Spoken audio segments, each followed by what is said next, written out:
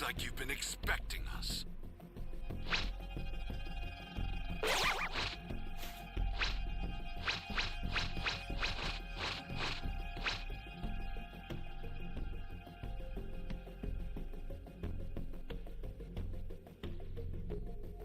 Yo, what's up, Super Saiyan? Well, looks like...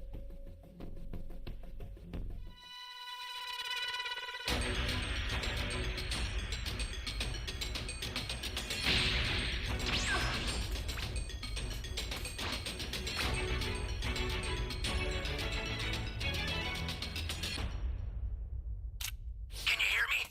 It's Trunks. I've set a super time machine, as well as a crate of supplies. Here's how to launch. Find the power keys, then place them in the right spots.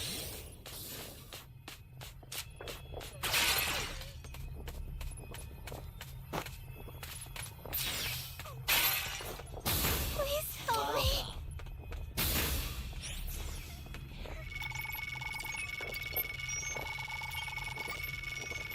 Thank you very much.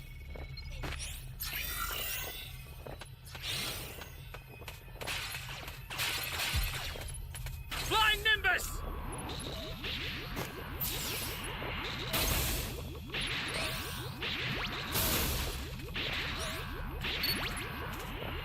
You found a power key. Go slot it.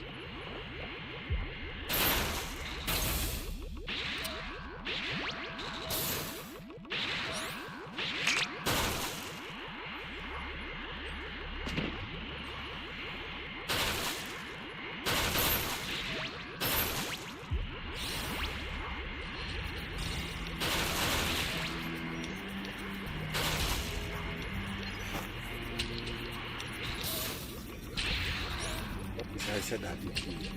Hey, great! So You predictable. found another power key. Use it quick.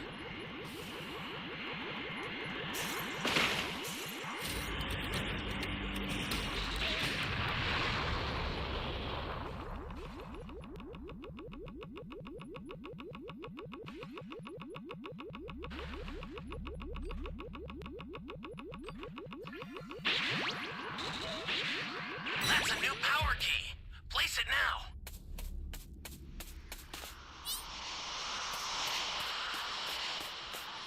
I'm so sick of this game, bro.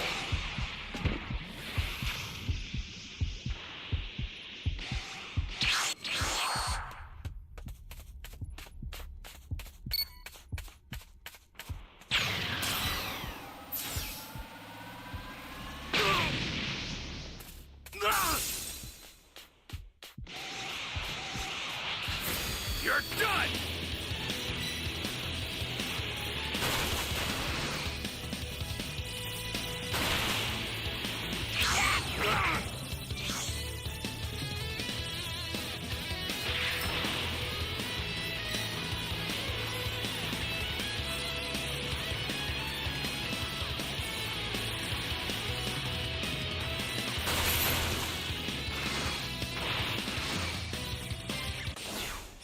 Hey, great! You found another power key. Nimbus! Use it quick.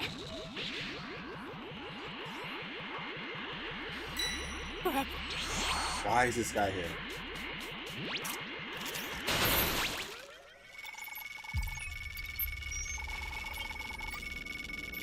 Thank you very much.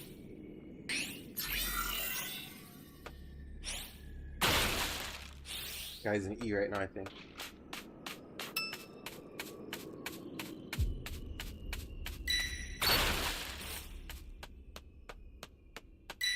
Flying Nimbus!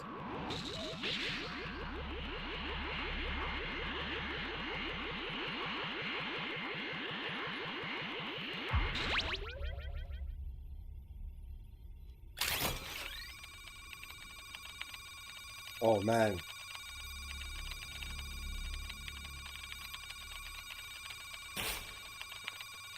Ally down! That's You unfortunate. intend to rescue them.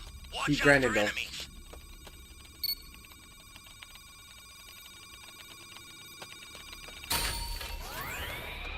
What raider did you guys face?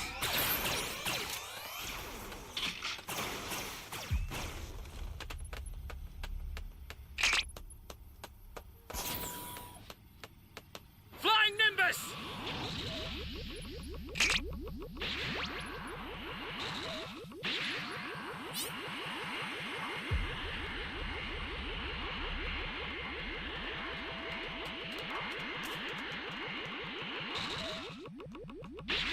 That's a new power key. Place it now.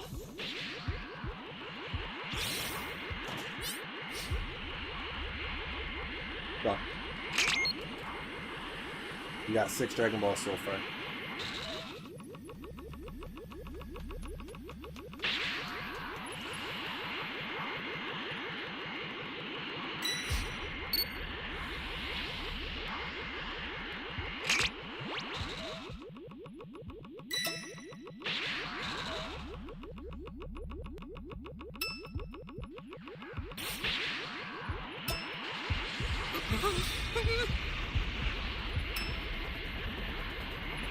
Oh man.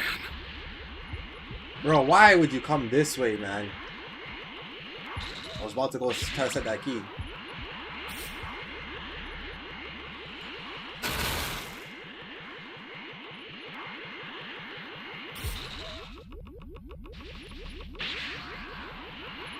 Oh, man.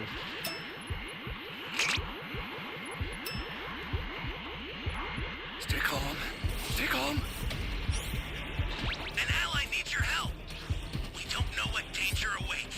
Think before rushing in. Here comes a pain.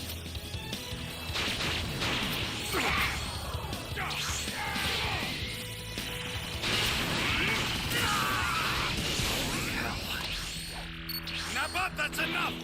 I'll take care of them.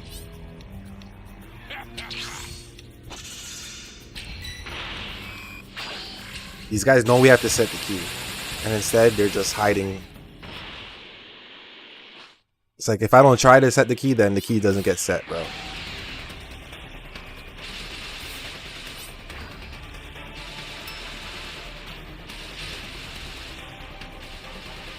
This is bad. Somebody's down. Exercise extreme caution if you're going to help them.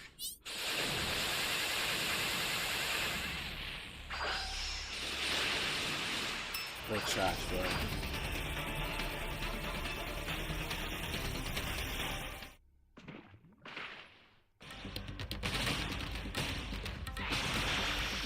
Don't even say this, bro. Look at this guy. I owe you one.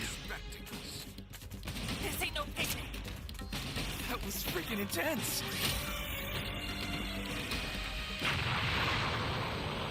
The startup system for the super time machine is ready.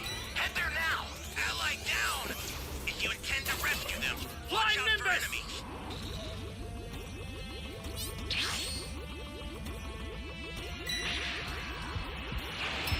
Stay calm. Stay calm. This is bad. Somebody's down. Exercise extreme caution if you're going to help them. An ally needs your help. Everyone's just Don't dead. know what danger awaits. Think before rushing in. So, who wants to die next?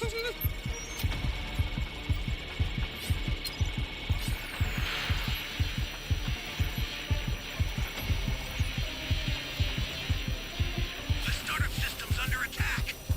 Oh, man. So tread carefully if you want to get closer. You all right?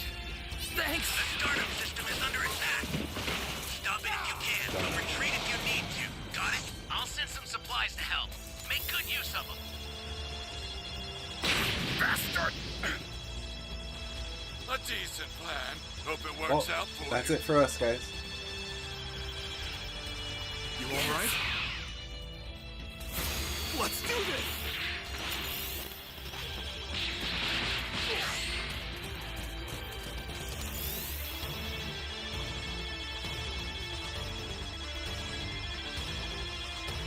I owe you one.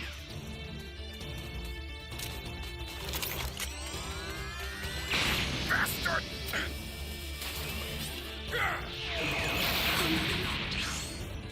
Wait, what? A decent plan. Hope it works out for you.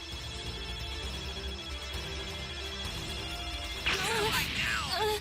If you intend to rescue them, watch out for enemies.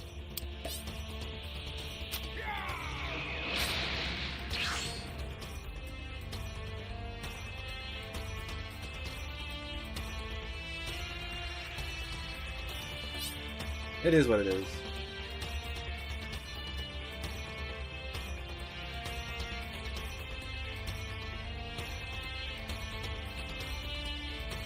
Not gonna let this game bother me.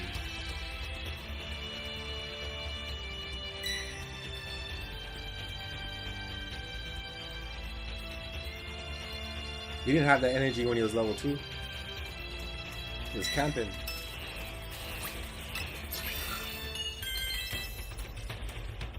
I was camping C and D.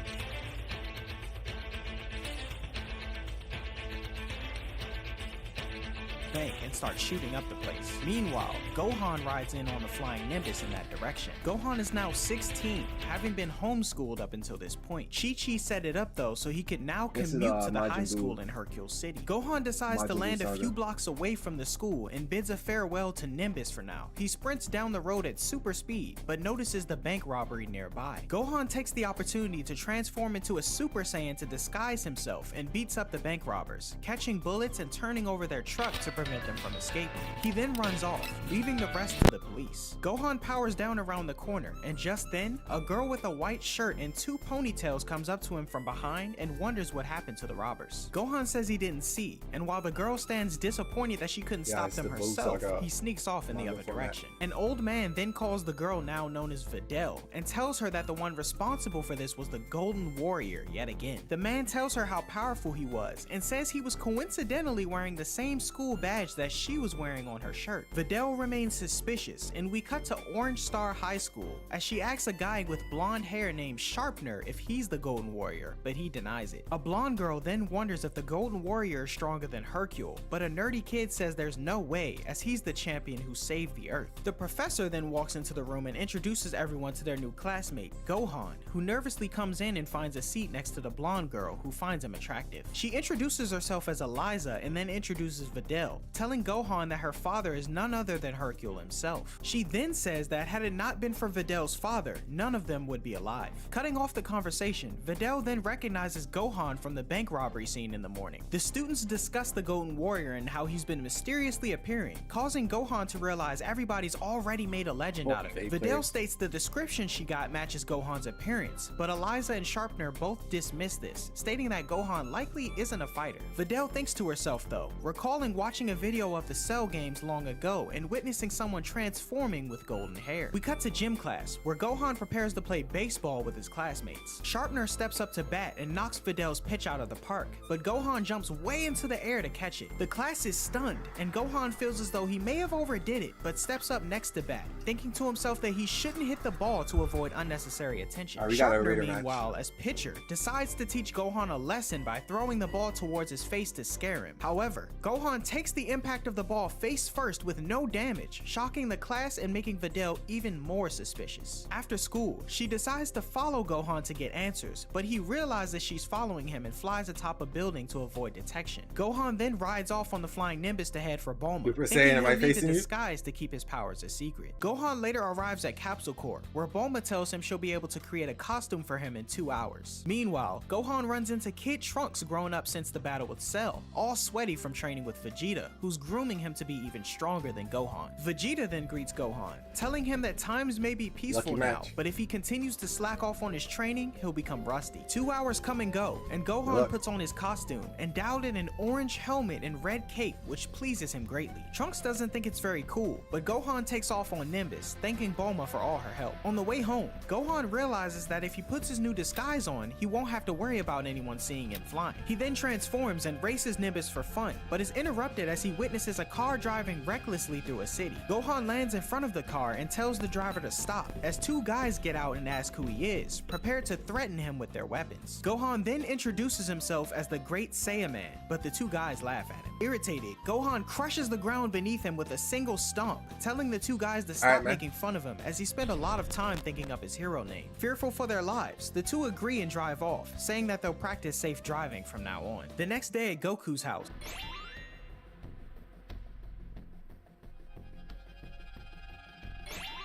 Wait, I've seen this one somewhere before. Yes, I'm certain. Make me immortal! I intend to rid the universe of every last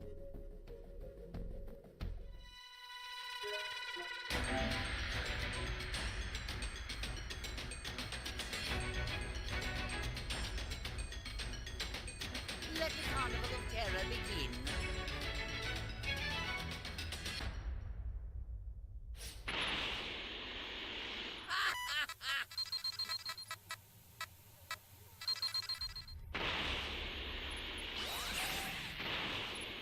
Anyone out there? Give me the Dragon Balls. There's no clue what that is. If you do not have them, then I have no need for them.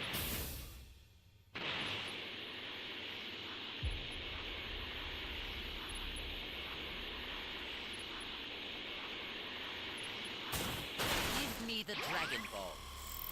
You're asking the wrong person. If you do not have them, then I have no need for them.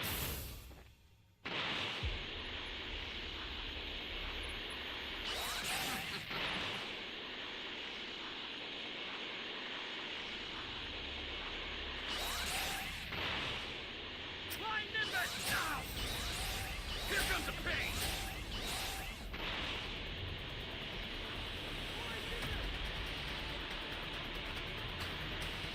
Yeah, I might let him go.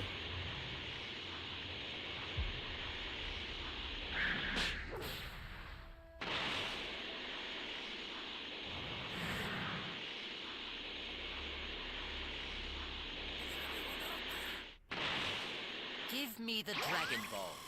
You won't get your wish. You have my balls.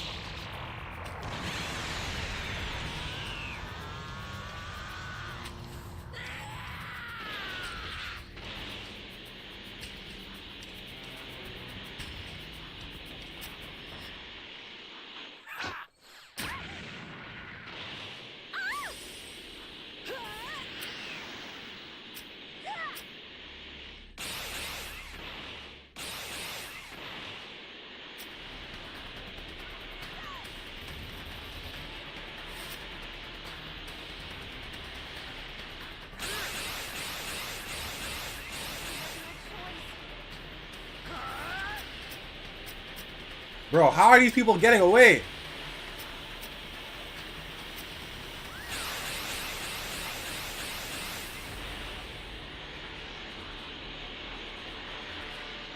Bitch, I know where you are.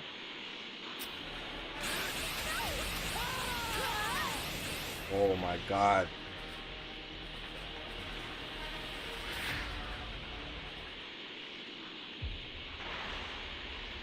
Dog, how the fuck do you guys get away so fast?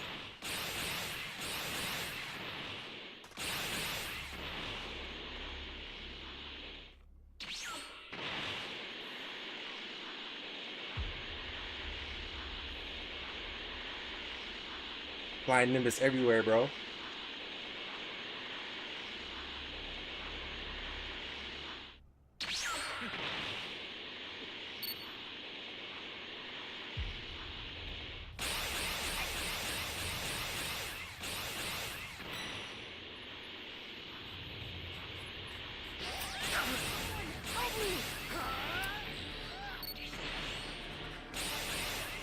Where are the Dragon Balls? Guys, I'm playing like trash, bro. Need to just fucking get rid of A.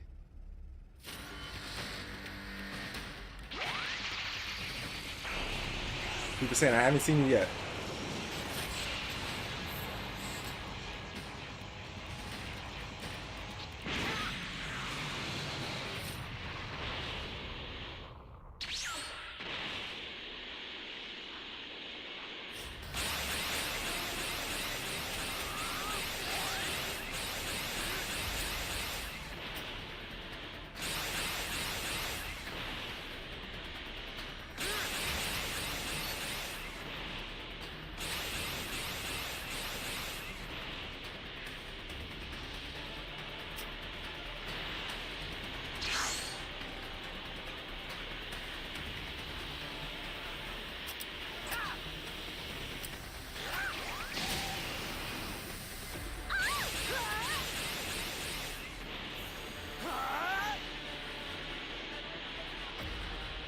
Fucking wall. Don't get cocky, Super Saiyan.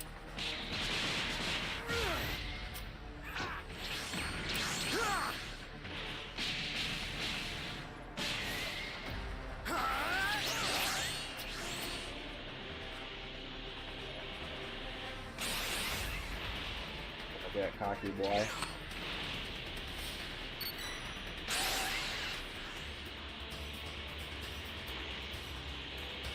This is so annoying.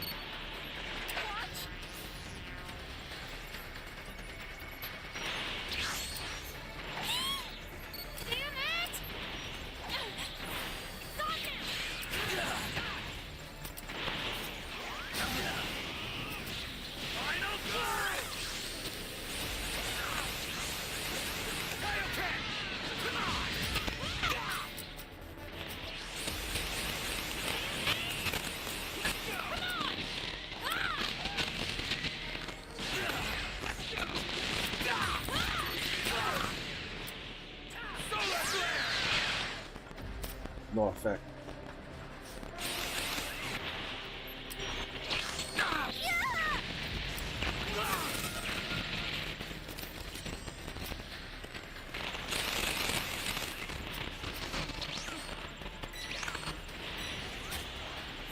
Here goes.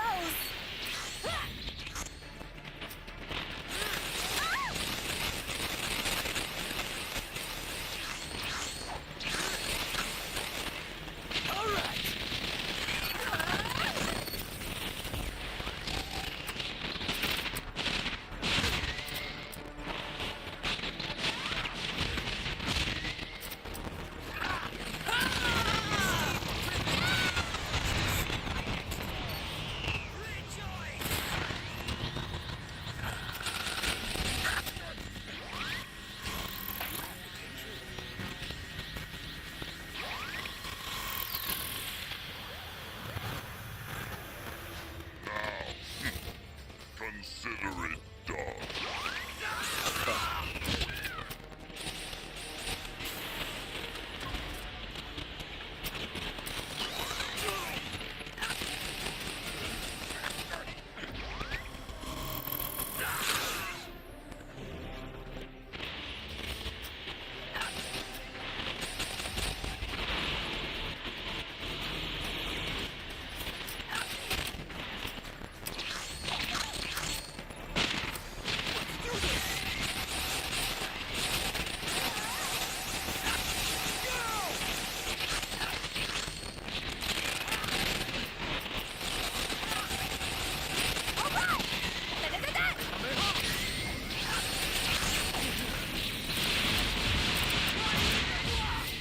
Here goes.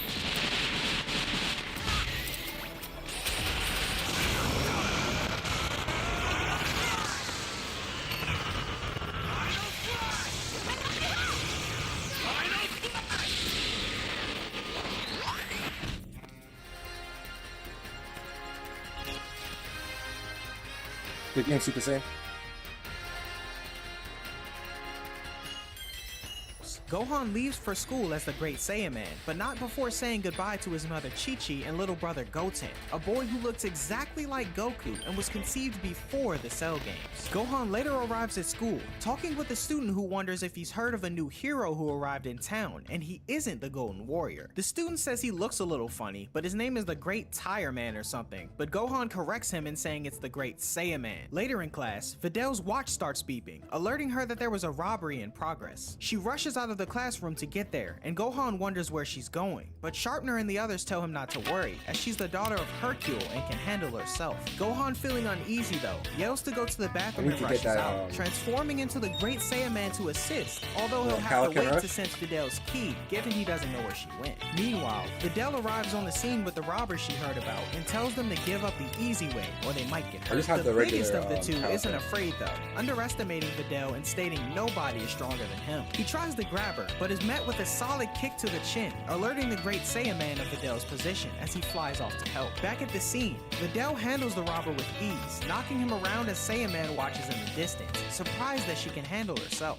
The robber continues to get knocked around and eventually falls unconscious, but Saiyaman notices that his partner is preparing to shoot Videl, causing him to spring into action and crush the firearm with his bare hands, much to everyone's surprise. The partner wonders who this mysterious man is, to which the hero performs a special dance and introduces himself as the Great Saiyaman, having Videl think he looks ridiculous. Determined not to get caught though, the remaining robber throws down a smoke bomb and jumps into his car to escape. However, Saiyaman flies after him him, shocking Videl. The robber thinks he's gotten away, but is knocked over the head by Saiyaman and brought back to Videl to be detained. Videl acknowledges Saiyaman's strength, but is curious about who he really is. Having an idea, she calls him by the name Gohan, to which he foolishly responds, alerting her of his identity, and the two take off together in her airship. Videl wonders why Gohan decided to wear such a strange costume, to which he replies he just wanted to live a normal life. She wonders if Gohan is actually the Golden Warrior as well, but he denies it, thinking to himself that those powers must remain a secret. I don't have Videl it yet. believes him and proceeds to wonder if he'll be participating in the I World just have Martial regular Arts Kaioken. tournament this year. Gohan pretends to be oblivious, but Videl points out that the former champion of the tournament was named Son Goku, who shares the same family name as Gohan. She surmises that Gohan is Goku's son and blackmails him to join the tournament to fight her, otherwise she'll tell everyone that he's the Great Saiyaman. Gohan of course agrees, and the two head back to class separately to avoid suspicion, as the students make fun of Gohan for being in the bathroom for so long. Back at Capsule Corp, Gohan tells Bulma that he'll be entering the World Martial Arts tournament since Videl forced him. However, he still wants to remain anonymous to his classmates that will be in attendance, so he wonders if Bulma can make him something simple to keep him from being noticed. Because certain devices aren't allowed at the tournament, Bulma gives Gohan a bandana and shades, which pleases him greatly. She says he probably won't have to put in much effort against the competition, but Vegeta cuts in, saying he'll be participating as well. He says how there was a wide gap between he and Gohan's power 7 years ago, but now he wants to test his power again. Suddenly, everyone hears a voice off in the distance, and Gohan gets excited, realizing it's Goku. I don't think there's a Kaioken in the afterlife attack, using is there? communication through King Kai. Goku says that he'll be joining the tournament this year too, as he asked Baba to take him to Earth for one day, much to the satisfaction of Gohan and Vegeta, who patiently await his return. Bulma tells Gohan to let everyone know as soon as possible, and he takes off to Kame House first. Krillin and 18 are there with their daughter as well as Master Roshi, and Krillin gets excited about seeing Goku again. 18 wonders about the prize money and gets pumped about it being 10 million Zeni for first place, telling Krillin that they'll both be participating. Gohan then flies off to the lookout next, where he tells Piccolo, Dende, and Mr. Popo the good news. Piccolo decides to participate in the tournament as well, and Gohan takes off to go home. On the way, he says that Bulma will probably contact Yamcha, and there's also Tien and Chaozu, but he can't find them anywhere. He knows though that Chi-Chi will be happy to find out Goku is coming home for the day, but wonders if she'll let him join the tournament. Later that night though, Gohan's worries are put to bed, as not only is Chi-Chi excited about her husband's return, but she's eager to win 10 million Zeni for their family, telling Gohan he can go to school later and train in the meantime. Before bed, Gohan tells Goten to come train with him in the morning, and as dawn breaks, the two begin, with Gohan transformed to a Super Saiyan. Eager to work on his reflexes first, Gohan grabs a stack of rocks and tells Goten to launch them at him as fast as he can. Goten is worried that he's standing a little too close, but Gohan's confident in his abilities and tells him it's okay. Goten throws the first rock though at top speed, nearly hitting Gohan in the face, much to his surprise. Goten is happy that his brother is so strong and gets ready to throw some more, but Gohan frantically moves Goten back a bit so he won't get hurt. After some more throws, Goten asks Gohan if he can be like him, a Super Saiyan. Gohan laughs though, saying that he'd have to train hard to achieve that level of power and that he isn't ready yet. Goten makes his older brother eat his words though, as he effortlessly transforms into a Super Saiyan the moment after, shocking Gohan. Gohan wonders how long he's been a Super Saiyan, but Goten says he's not sure.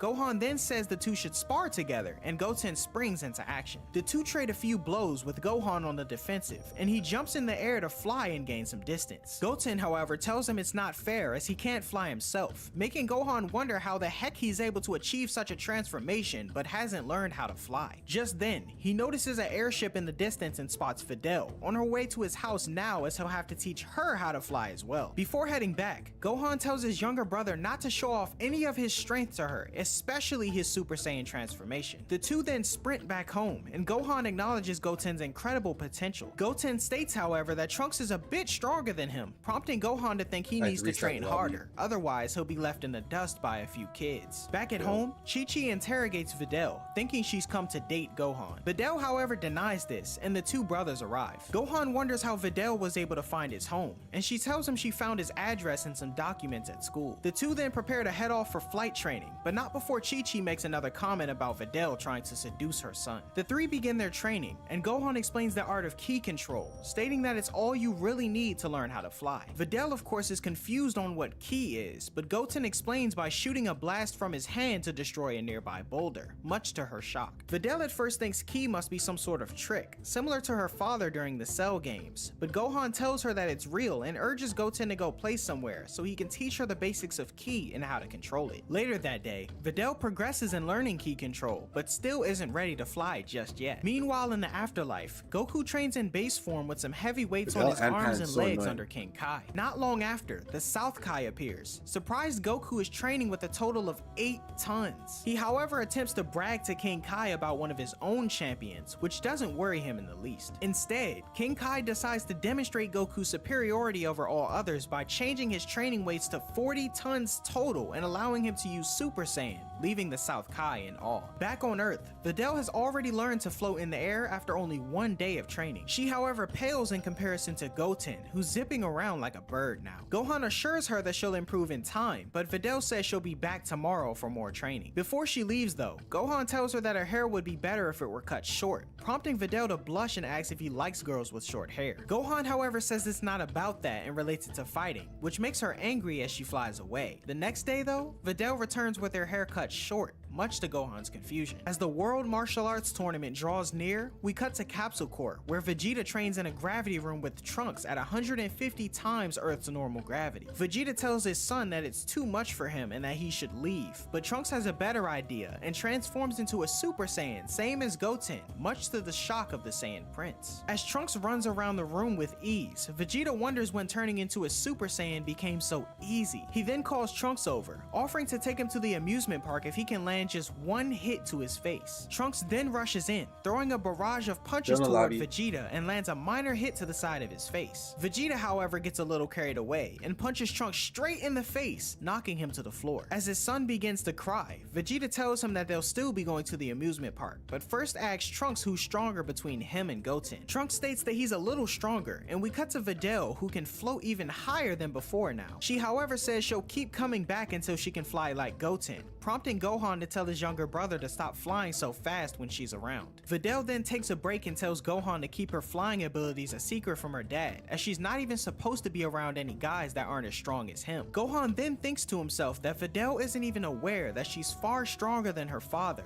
prompting him to ask if she'd be mad if one day someone beat him. She says she wouldn't be though, and says he needs to learn some humility as he's been using his fame to meet other women since her mom passed away. Gohan then thinks to himself that this is great, as she won't be upset when he beats Hercule in the tournament. Before heading off, Videl asks Gohan who taught him martial arts, to which he replies his father who passed away and his friends. Goten then foolishly blurts out that their dad will be returning for the tournament though, upsetting Gohan. Videl is confused at first, but assumes their father must have abandoned them and secretly sent them a note that he'd be returning behind their mother's back. Gohan decides not to correct her, and after 10 days, Videl was able to fly freely like Goten, and the two brothers continue their training alone. Finally, the day of the tournament arrives, and on the Capsule Corp airship, the Dragon Team and the rest of the Peanut Gallery greet one another, Bulma asking Yamcha if he'll be participating, but Yamcha replies no, as he'd be an embarrassment. Gohan then tells Vegeta, Goten, and Trunks that they should refrain from becoming Super Saiyans, as everyone will recognize them from the battle with Cell 7 years ago. The three agree, and everyone arrives at the tournament, where Hercule touches down as well, getting swarmed by the press and adoring fans as the man who supposedly saved the Earth. As Chi-Chi wonders where her husband might be, Goku touches down and greets everyone with a smile, and we witness tears from some of the group's members as the majority rush in to hug him. Fortune teller Baba is with him and tells Goku that he has 24 hours before he has to return to the afterlife, and not long after, Goku notices Goten, who's hiding behind his mother. The Dragon Team then begin registering for the tournament, and everyone heads off to get started. As the team head toward the preliminaries, Goku notices Krillin isn't naturally bald, as he reveals he used to shave it back then. Goten and Trunks discuss who the strongest between their dads is, and Goku notices Android 18, who Krillin reveals is his wife who lives with him at Master Roshi's house. He also says the little girl he saw earlier is their daughter, which surprises Goku. The group head toward the locker rooms and get changed, then run into the tournament's announcer, who immediately recognizes recognizes Goku and Krillin. He greets them excitedly and whispers that he knows Hercule wasn't the one who defeated Cell, but the Dragon Team, which makes Goku smile. The preliminaries begin with only 16 people allowed to participate, which will be decided on a rating from a punch machine that everyone will have a chance to try. To demonstrate, Hercule comes out and is first up, but is immediately swarmed by the press. Piccolo uses his glare to destroy all the cameras there and in the audience to help Gohan out, so nobody will find out about his true identity. Hercule of course puts on a show for his punch, getting a score of 137 points, which shocks the entire crowd. As the champ leaves, the Dragon Team step up next, 18 being the first to get her score, although Krillin tells her to dial her strength back. 18 receives a score of 774 points, but retries to look weaker with 203. The rest of the group continue on and advance with scores higher than Hercule, shocking the other contestants. Vegeta then steps up, unwilling to hold back his power, and completely destroys the punch machine, leaving everyone in awe as he and the group move on to watch Goten and Trunks in the Junior Division matches. The Junior Division starts, and the world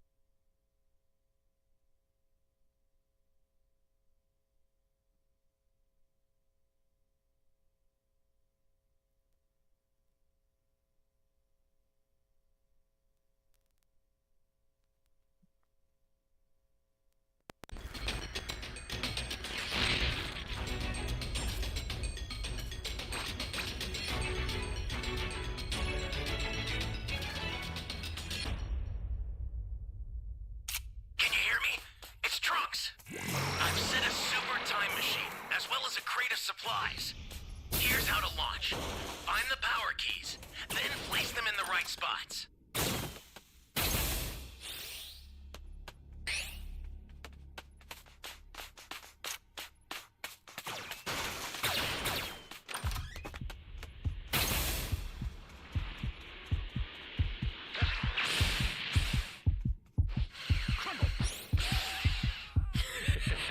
Why is this thing not working? Holy fuck.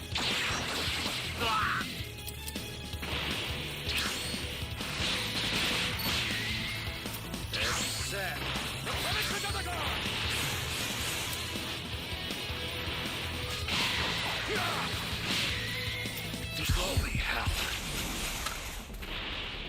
Bro, my instant transmission was not working.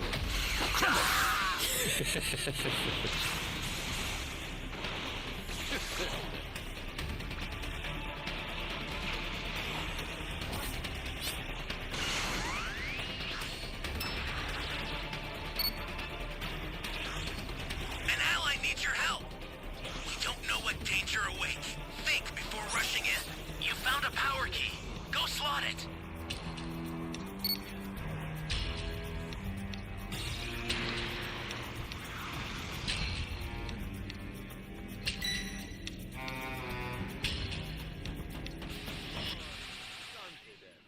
This is bad. Somebody's down. Exercise extreme caution if you're going to help. You're them. good to go. That's a new power key. I owe you one. Holy hell. Flying Nimbus!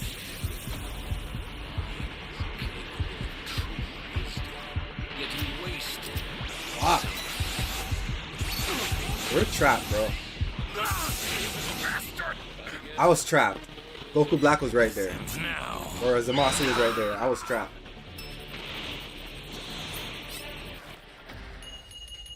There was nowhere to run, bro. Instant transmission was not working.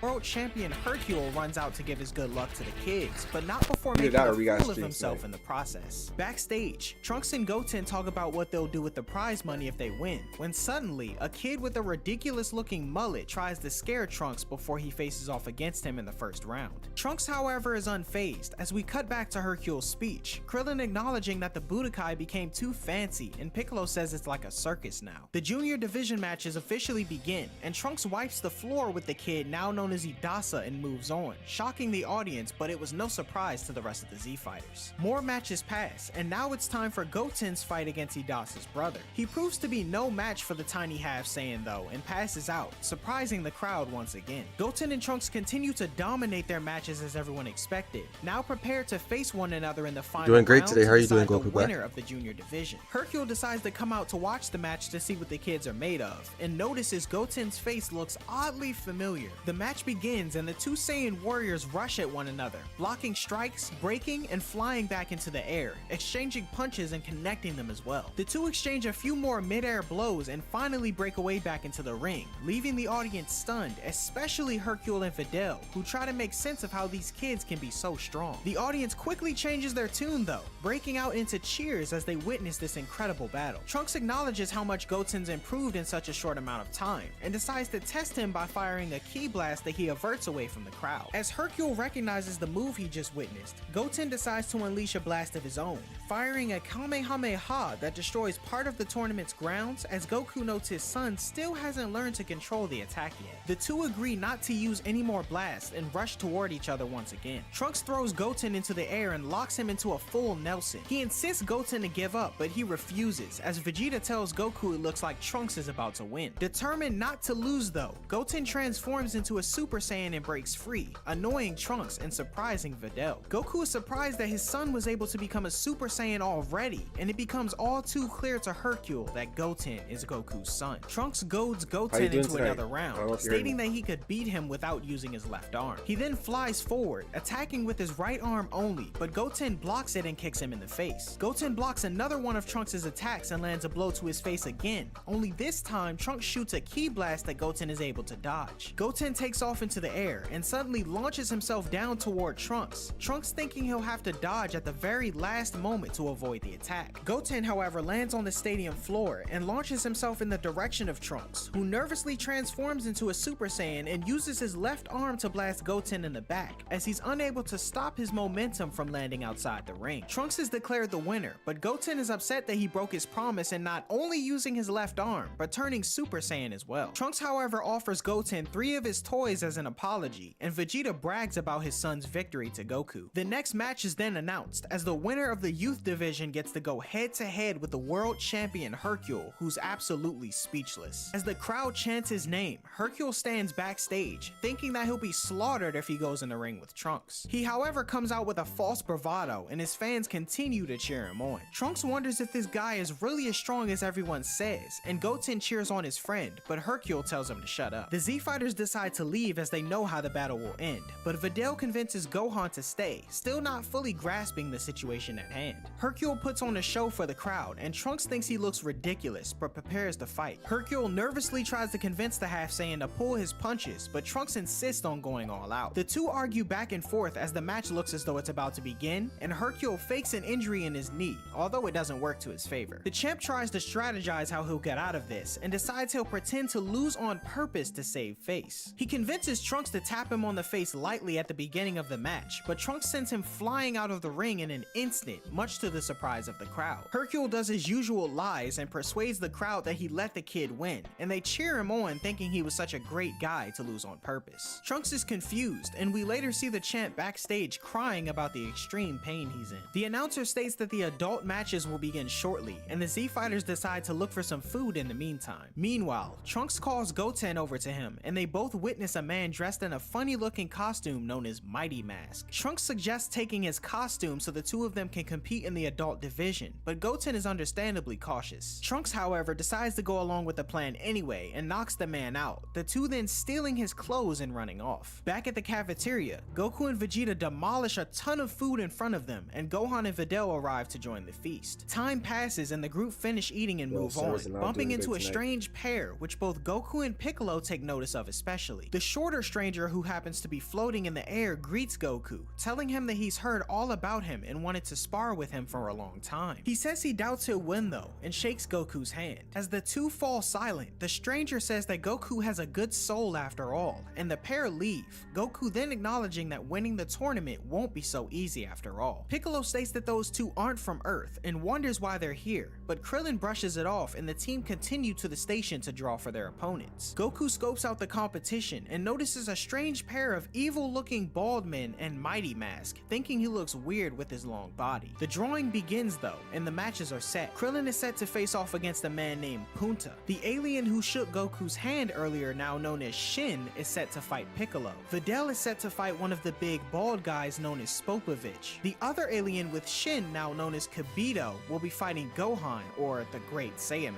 18 is set to fight Hercule, and Vegeta will be fighting Goku, much to his satisfaction. Mighty Mask will fight a man named Killer, and Spopovich's partner Yamu will be fighting a man named Jewel. The announcer takes everyone to the waiting room to go over the rules once again, and with that, the Tenkaichi Budokai Adult Division begins. Krillin is first up against Punta, who leaps around the tournament stage to show off his agility. Krillin, however, makes light work of him and tosses him out of the ring, shocking the entire crowd. The next match is announced as Shin and Piccolo move toward the ring. Piccolo, however, appearing to be nervous. Krillin, Goku, Gohan, and Vegeta observe, as Vegeta thinks to himself that we'll finally be able to see what this mystery fighter is made of. As the two stand in front of each other, Piccolo sweats, wondering why he finds himself so hesitant to attack. As he continues to think to himself as to who in the world this stranger is, Shin speaks, telling Piccolo that he'll find out soon enough. The Namekian is astonished at the fact that Shin was reading his mind and forfeits the match immediately, telling the group backstage that this alien is extremely powerful and that the difference between he and Piccolo is too great. The announcer then moves on to the next match between Videl and Spopovich, and as the big guy and Shin cross paths, Shin glances back with grave concern. As the crowd cheers on Videl, Killer and Jewel notice how different Spopovich looks compared to the last time they saw him at the tournament. The match begins, but we cut to Shin, who encounters Piccolo once again. Piccolo decides to ask him about his identity directly, and Kibito answers, stating that he's the Supreme Kai. Piccolo is frozen in disbelief as the Supreme Kai walks past and tells him to keep this a secret for now. Piccolo then states that he's the Kai above all others, sweating profusely. Goku notices his friend's panic and offers to talk to the alien for him, but Piccolo urges him to stay away, and on another world, King Kai nervously acknowledges the Supreme Kai's presence on Earth as well. We cut back to the fight as Videl lands a devastating kick to Spopovich's face, knocking him to the arena floor. He gets up though and charges in, trading blows with the champ's daughter. Goku comes over to watch as Videl knocks the man to the floor again, but is surprised to see him stand up with minimum effort as he charges toward her repeatedly. Videl lands a devastating combo and ends it with a knee to the face, now out of breath as Spopovich collapses to the floor. The match appears to be over, but he stands up once again, smiling deviously, shocking Gohan.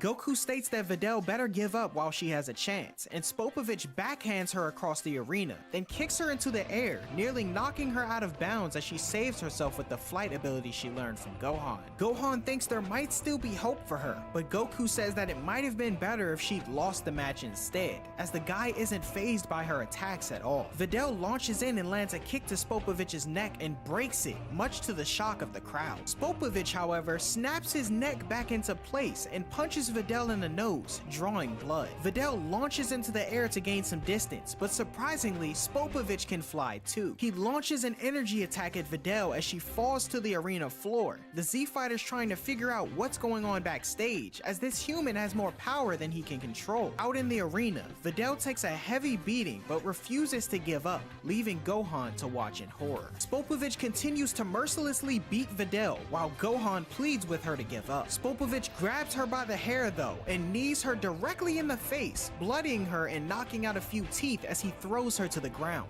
Gohan boils with anger, watching his schoolmates suffer at the hands of this stranger, and suddenly transforms into a Super Saiyan to put a stop to the match. Spopovich's partner Yamu though orders him to quit playing around and end the match, so he drops Videl out of bounds and wins. Gohan then powers down and rushes to her aid, vowing to take down Spopovich at all costs. Noticing they don't have any sensu beans, Goku uses instant transmission to get some from Korin's tower. Meanwhile, Hercule is informed on Videl's loss and rushes to the ER, where he sees her beaten to a pulp. Gohan assures Hercule that Videl will be alright and heads off to prepare for his match. Hercule then putting together that his daughter must be dating him and complains while the doctors treat her wounds. Goku returns with the last 3 sensu beans that Korin had and gives one to Gohan. Gohan rushes back to the ER and feeds the bean to Videl, although the doctor and Champ were giving him a hard time. The half Saiyan then runs off as the next match is about to begin, and Videl jumps up good as new, shocking her father and doctor in the room. Gohan Gohan arrives and steps in the ring with his opponent Kibito, and his classmates notice him by the way his hair looks. As they cheer him on thinking he has no chance of winning, Gohan wonders what he should do now that everyone knows his identity. He says to himself that he shouldn't show his full strength, but Kibito tells him to become a Super Saiyan, which surprises Gohan. He's hesitant about transforming in front of his classmates, but Piccolo yells to him to do so. Backstage, the Supreme Kai tells the group that they'll be using Gohan for a moment, and no matter what happens in the next few seconds, they must not interfere. Vegeta of course scoffs at the idea of taking orders from a complete stranger, but Piccolo reveals that this man is the Supreme Kai, which shocks Krillin, Vegeta, and even Goku. Now having decided to grant Kibito's wish, Gohan's energy begins to swell. Backstage, Krillin asks the Supreme Kai what will happen once Gohan transforms. He tells the group that Spopovich and Yamu will attack him, but only to steal his energy. Gohan decides to transform into a Super Saiyan 2 for Kibito, surprising everyone around him. Although Kibito is amazed at Gohan's strength, Vegeta is unimpressed, stating that he isn't even close to the level he was when he defeated Cell. Suddenly, Spopovich and Yamu notice Gohan's power level and rush in with a device marked with the same letter M that they have on their foreheads. As Gohan attempts to defend himself, the Supreme Kai locks him in place with an energy attack, and the two stab him with the device, steal his energy, and fly off. As the Z Fighters prepare to help, the Supreme Kai tells them to wait, as Kibito will get him back to full strength. He then says that he'll be following Spopovich and Yamu, and that the others are welcome to join him to help out. As Chi-Chi, Bulma, and the rest of the crowd sit in confusion, Goku agrees to tag along to see how he can help. Meanwhile, as the two fly along with Gohan's stolen energy, Yamu states that the Majin will finally be revived, and that someone named Lord Babidi will be pleased with their work. The Supreme Kai is in pursuit, and back at the tournament grounds, Videl rushes over to Gohan, as Krillin says he'll go along with Goku, but first he has to talk to 18. Vegeta then gets upset, telling Goku not to skip out on their match, as it's the only reason he decided to enter this stupid tournament in the first place. Goku promises to fight him afterward, but Vegeta reminds him that he's only on Earth for one day. Piccolo flies off behind Supreme Kai, and Goku leaves Gohan with Kibito as he takes off as well, followed by a reluctant Vegeta, still upset about this sudden change of events. 18 declines to tag along with the group, and Krillin takes off without her. Kibito restores Gohan, but is shocked to discover his limitless potential in the process. Off in the distance, Goten and Trunks, or Mighty Mask, wonder what's going on, while Gohan stands up, receiving instruction from Kibito to follow him to get up to speed on what's going on. As Gohan prepares to fly off, Videl asks to go along as well. Gohan agrees, so long as she promises to turn around if things get dangerous, and the two take off, Hercule surprised that his daughter can fly, just like the boy she's with.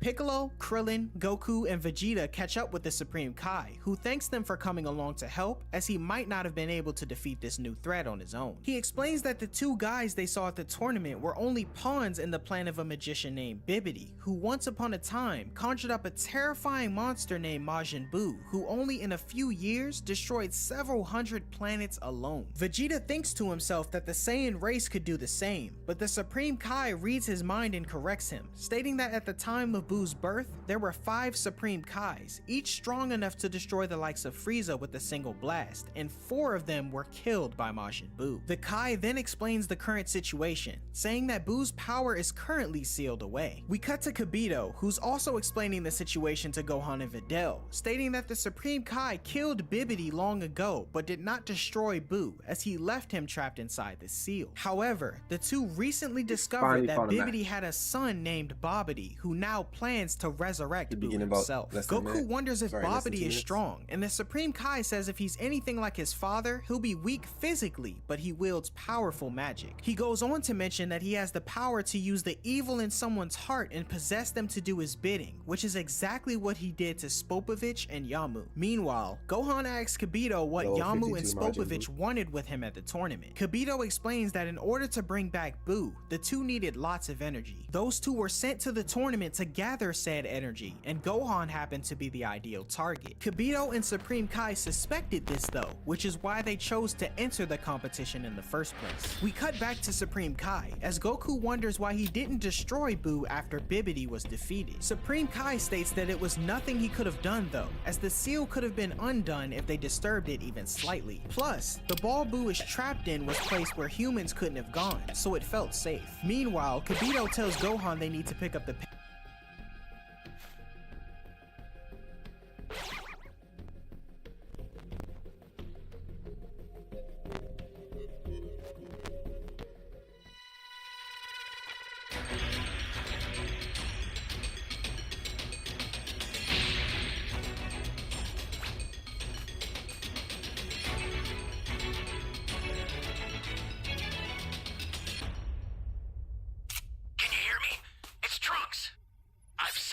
super time machine, as well as a crate of supplies. Here's how to launch. Find the power keys, then place them in the right spots. Where am I?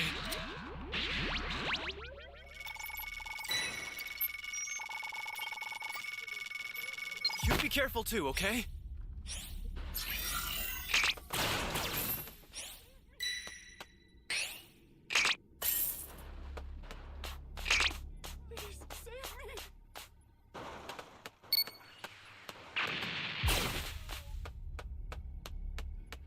Flying Nimbus!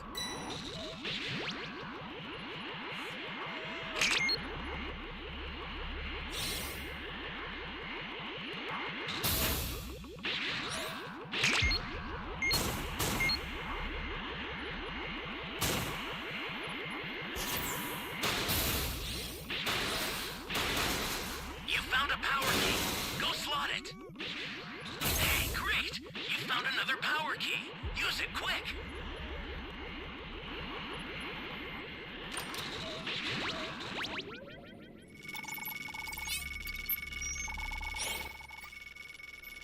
Thanks.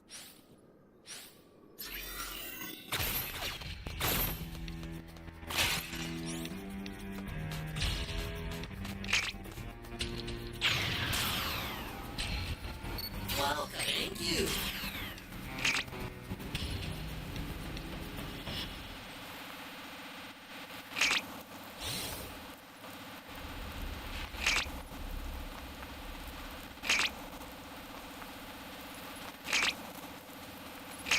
Great. You know what to do with that key. What a waste. Should have went to A.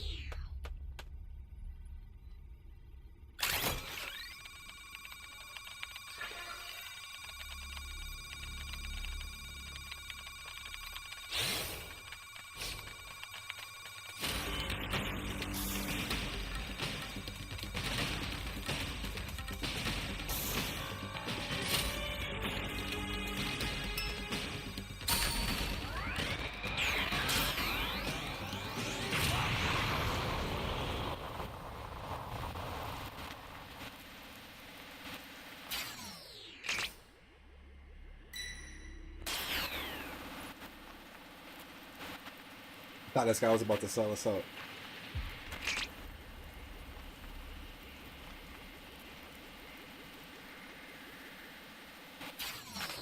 Flying Nimbus! That's a new power key. Place it now.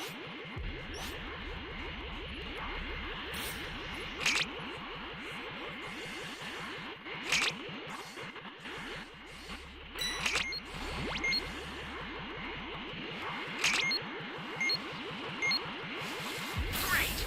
You know what to do with that key.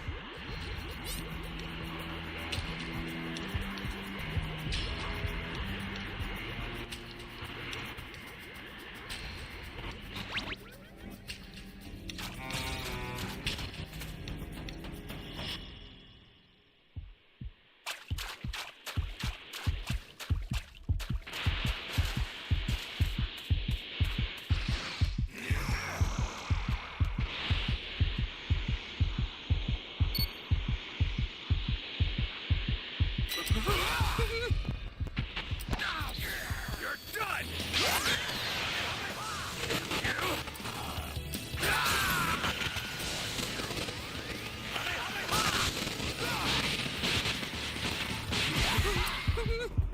Flying Nimbus, you bastard!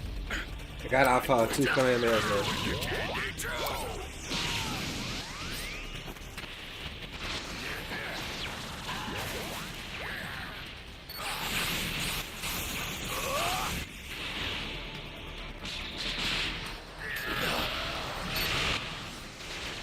The starter system for the super time machine is ready.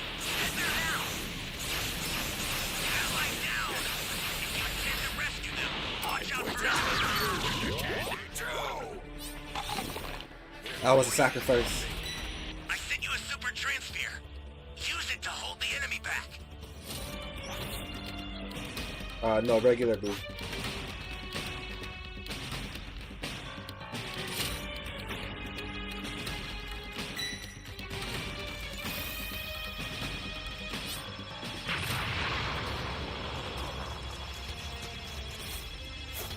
Yeah, I think it's regular Boo. Or not, it's Wuhan.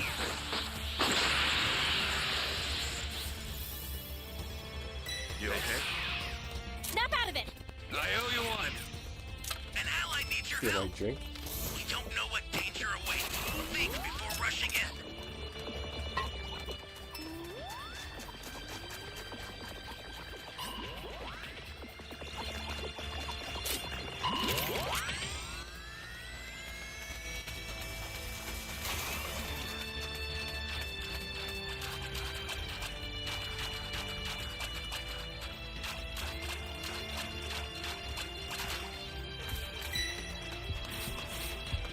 The startup system is under attack. Stop it if you can, but retreat if you need to. Got it?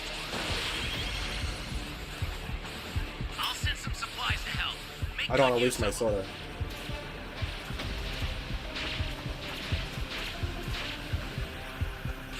This is bad. Somebody's down. Exercise extreme caution if you're going to help them.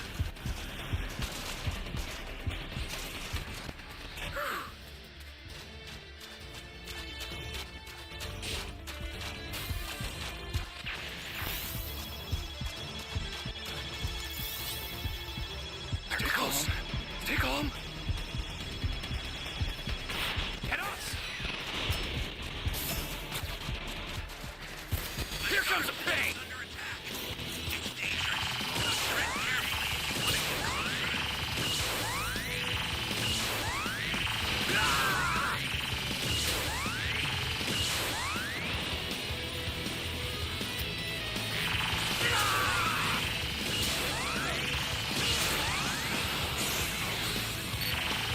Ally down. If you intend to rescue them, watch out for enemies. Holy hell. Line ally needs your help. We don't know what danger awaits. Think before rushing in.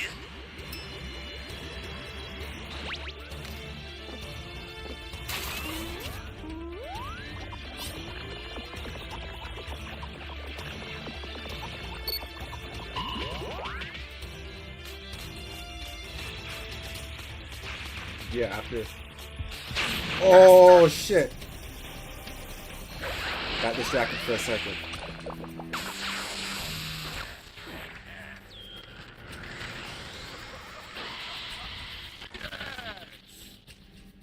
I'll get another one out right away. Just keep it together until then. This is bad. Somebody's down. Exercise extreme caution if you're going to help them. Ally down. If you intend to rescue them, watch out for enemies. This is bad. Somebody's He down. went down, bro. Exercise extreme caution if you're going to help them. Only I two, sent another 3 super people alive. transfer. Take it and survive this. The startup system's destroyed. The escape time machine's almost prepped. You need to head for the beacon that's indicated by a blue light. Ally down! If you intend to rescue them, watch out for enemies. So far, we have no wins for tonight, bro. It's a rough night.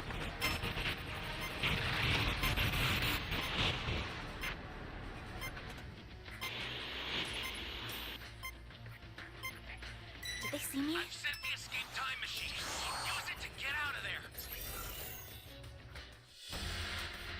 This time out. Now commemorate my newfound dominance. I'll destroy this.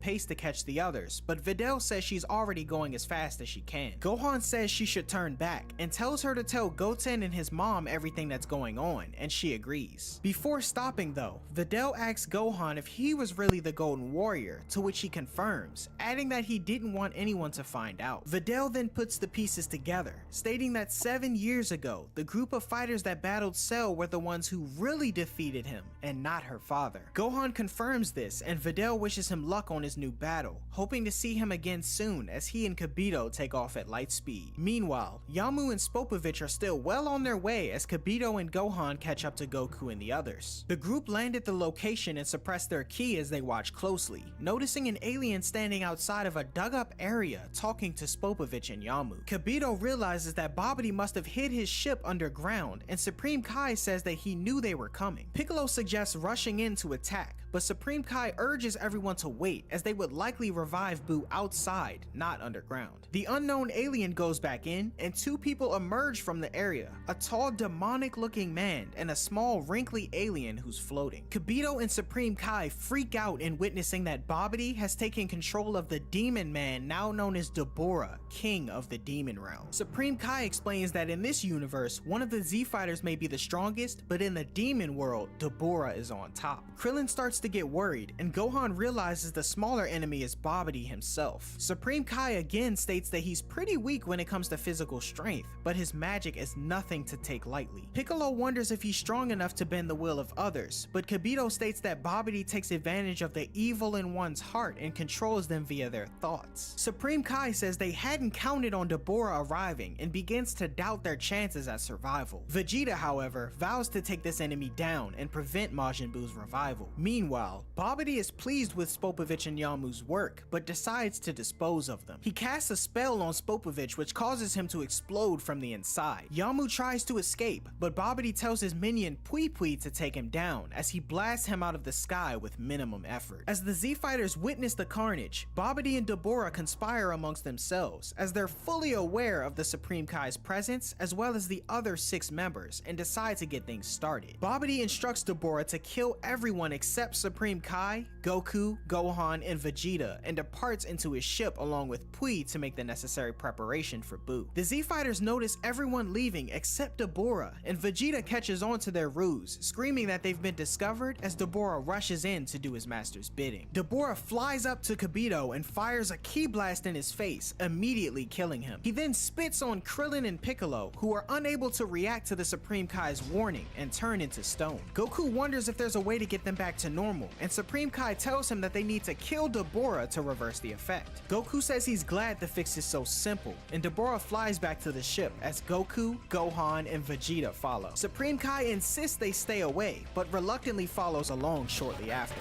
The 4 enter the ship and land in an empty room. Supreme Kai tells them that the only way to escape is to defeat Babidi, but Vegeta scoffs at the remark, stating he could destroy the entire ship if he wanted to. Supreme Kai protests though, exclaiming that if he did such a thing, the shock could release Majin Buu, resulting in their inevitable defeat. Meanwhile, Babidi watches the group through a crystal ball and instructs his minion Pui to steal their energy. Pui then enters the room with Goku and the others and tells them that Babidi is on the lowest floor, but they'll have to get through him first to get there. Goku, however, doesn't think he'll be much of a challenge. In the room, the trio play rock paper scissors to see who will fight first, and Vegeta wins. Supreme Kai gets concerned as he prepares to fight Pui by himself, but Vegeta says the alien is no match for him. Pui says there's no way to escape, and that all the damage the 3 received will be absorbed by the ship and transferred to Buu, but Vegeta isn't worried about losing energy at all. Pui rushes in to attack, but Vegeta blocks his kick and knocks him away. Vegeta then uppercuts Pui and gives him a few quick jabs, much to the surprise of Babidi, Dabura, and even the Supreme Kai. In an attempt to turn the tide of the battle, Babidi uses his magic to change the room to suit Pui's strength, but it doesn't affect Vegeta at all, as a measly 10 times gravity is nothing to him. Vegeta wastes no time and rushes in, touching him on the chest and blasting him to pieces in an instant, leaving the Supreme Kai and Babidi in awe. Vegeta complains about how weak his opponent was, and the group descend to the next floor in the ship, much to Babidi's anger. Dabura wonders which minion his master will use next, and Babidi decides to use Yakan, stating that these Earthlings shouldn't be underestimated, as they defeated Pui without trying. Meanwhile, Vegeta bets that Majin Buu won't be such a big deal, just like Dabura, which shocks the Supreme Kai to hear. Vegeta goes on to further explain that besides his spit, Dabura isn't that impressive, and they could defeat him no problem. Supreme Kai asks Goku Goku if he feels the same, and he agrees, then saying that maybe 7 years ago he would have been a threat, as he has the same power level now as Cell did back then. As Goku grows impatient waiting on the next threat, suddenly a big green monster steps into the room,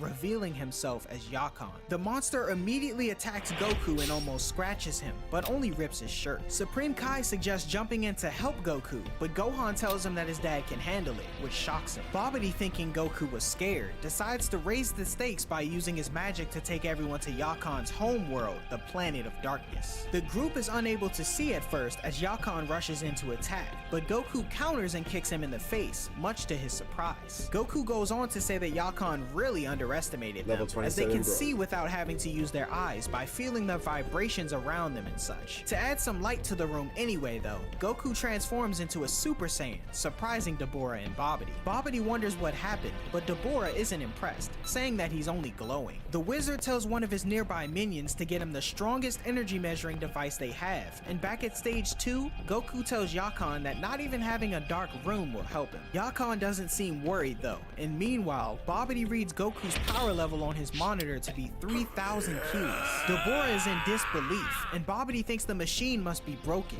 He however states that if it is correct,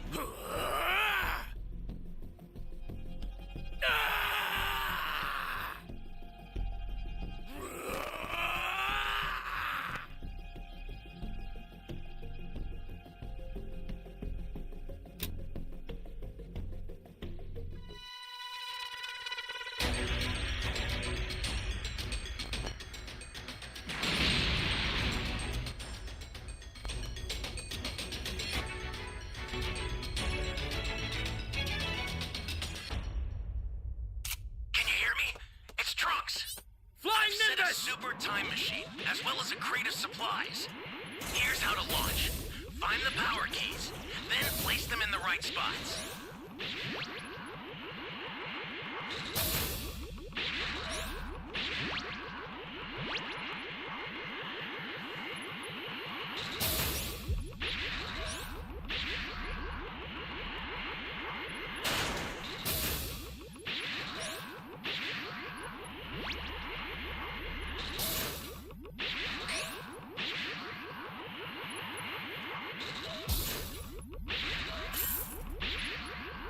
Let's find power key radar.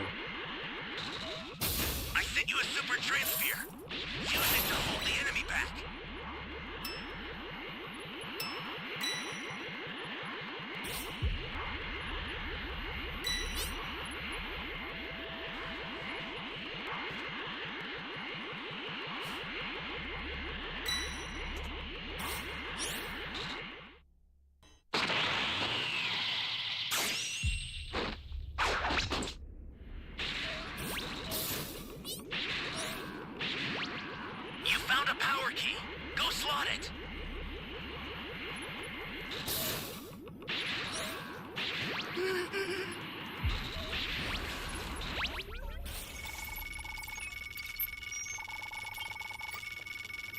You're my savior.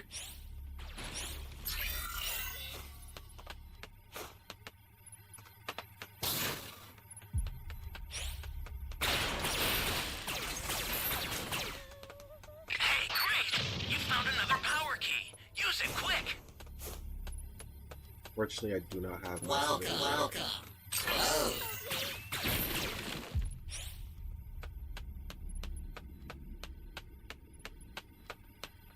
Is anyone out there? Thank you very much.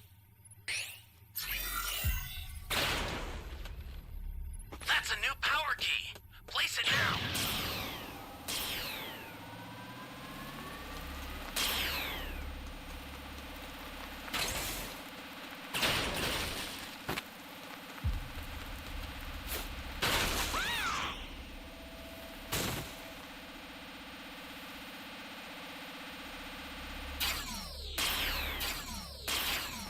Ally down! If you intend to rescue them, watch out for enemies.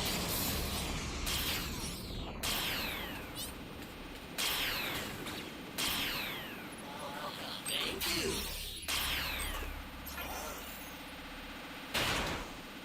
Hey, great! Still can't find his Use B it key quick. though.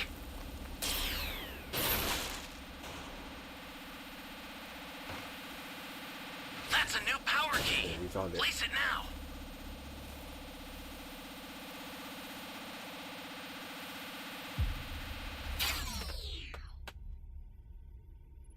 Trying to do shit this game.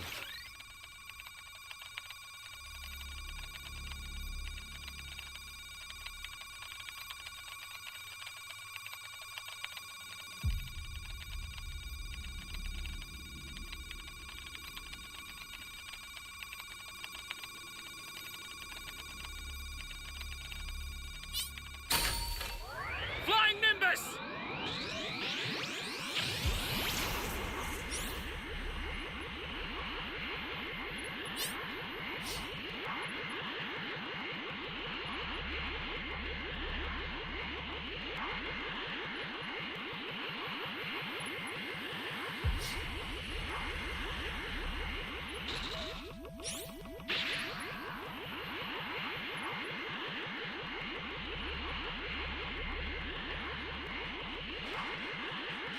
Gotta save this guy.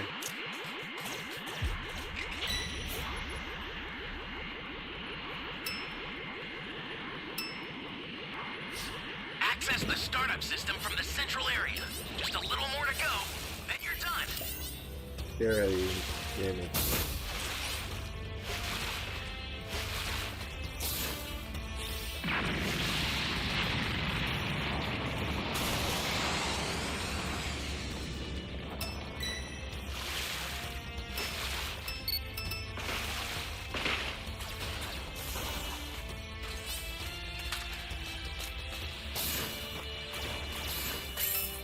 Ah, bitch, I needed that cue.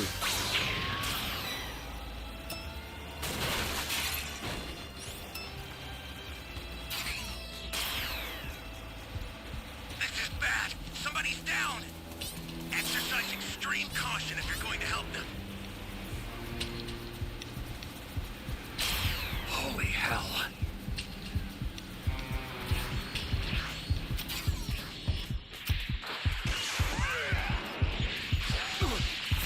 You're done!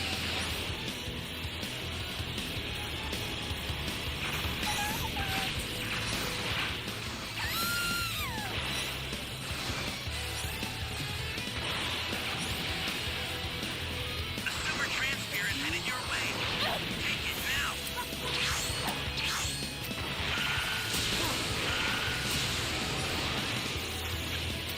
I'll send some supplies to help. Make good use of them. Holy hell.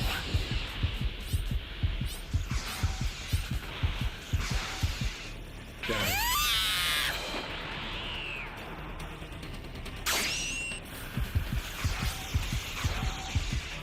You bastard!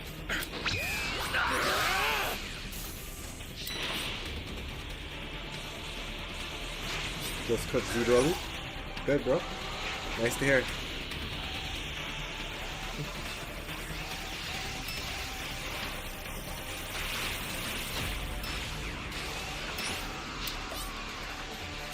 Look at this, steal my drink.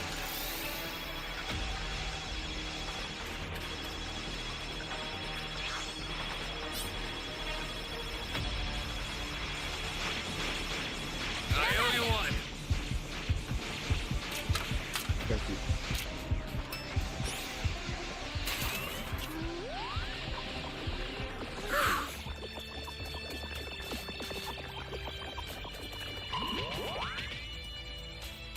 That's for me, right? I have a drink.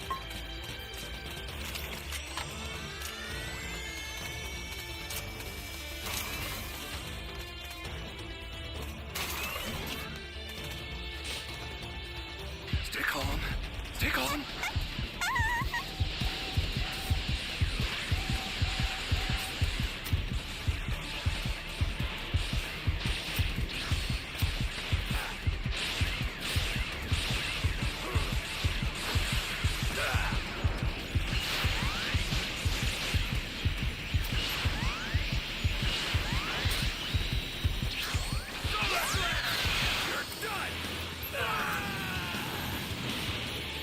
Bro, this guy is so annoying.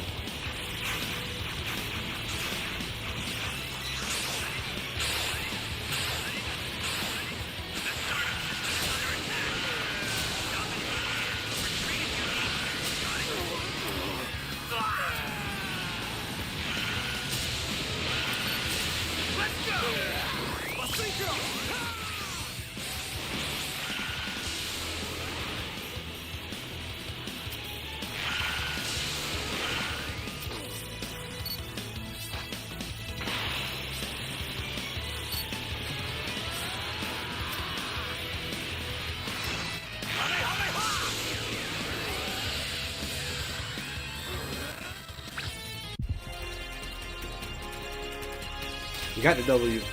That's all that matters.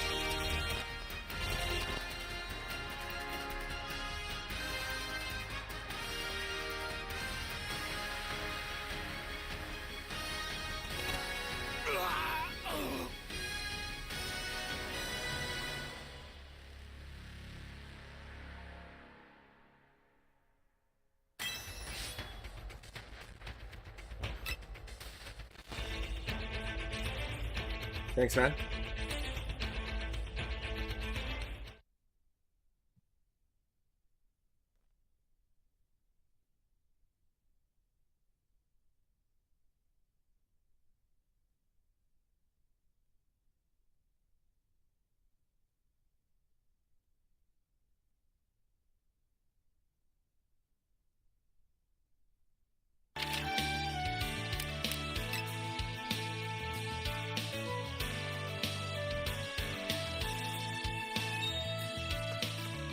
Hello there.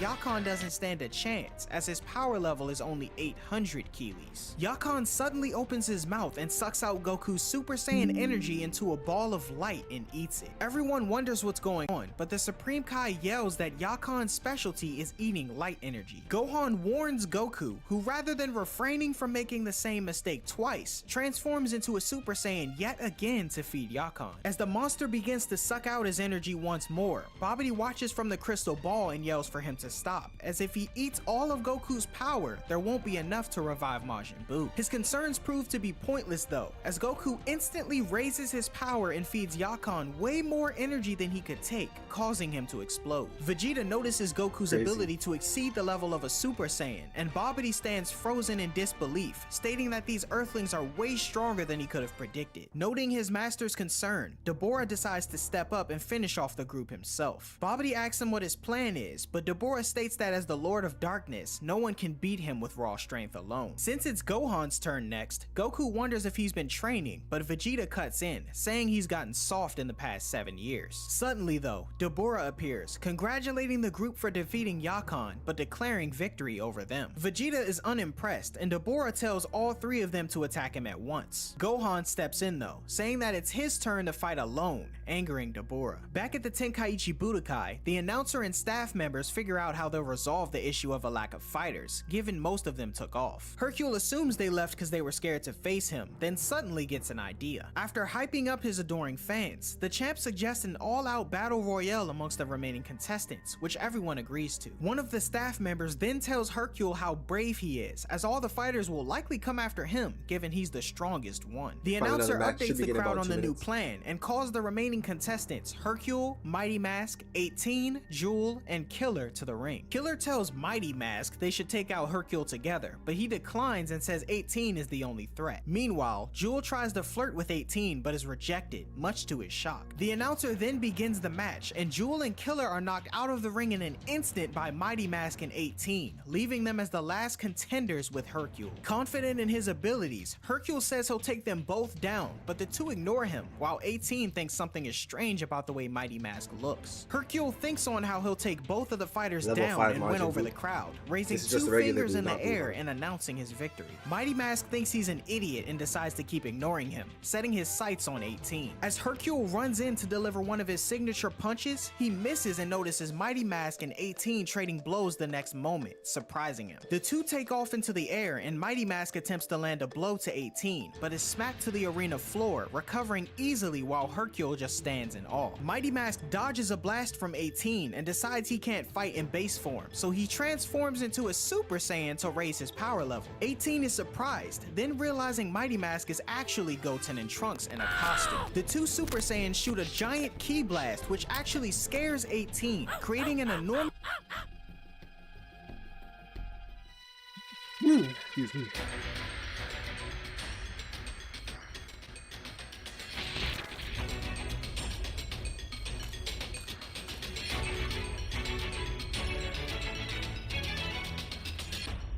Can you hear me? It's Trunks. Flying Nimbus! I've set a super time machine, as well as a crate of supplies. Here's how to launch. Find the power keys, then place them in the right spots.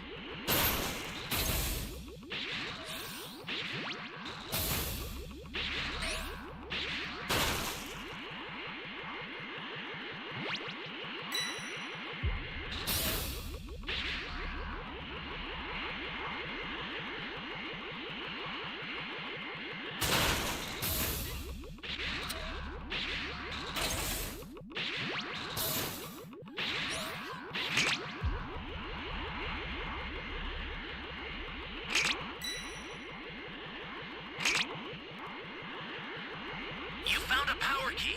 Go slot it. Where's this damn A key, bro?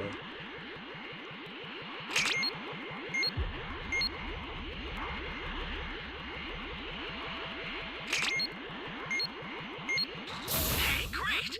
You found another power key. Use it quick.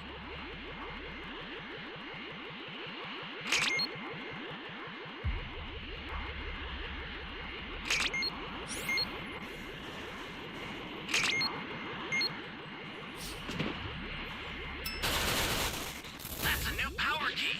Place it now.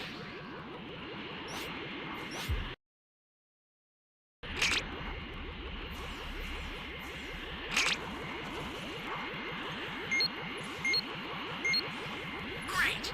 You know what to do with that key.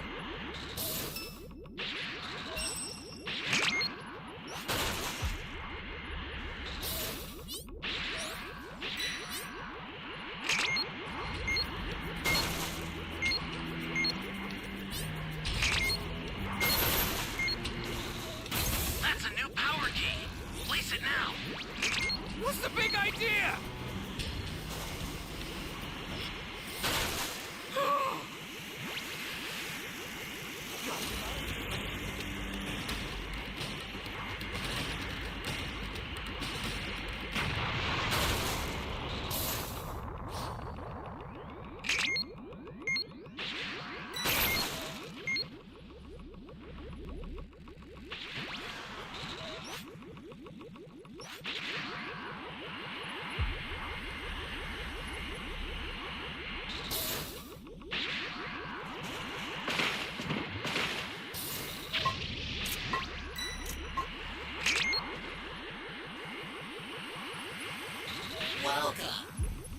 This is bad. Somebody's down.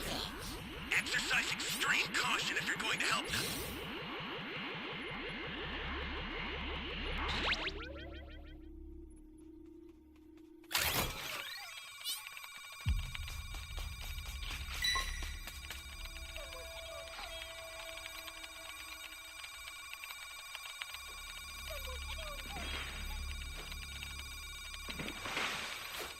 Everywhere location. Access the startup system from the central area.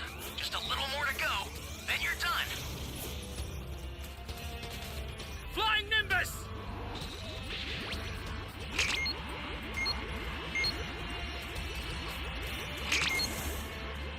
We only have 2 Dragon Balls.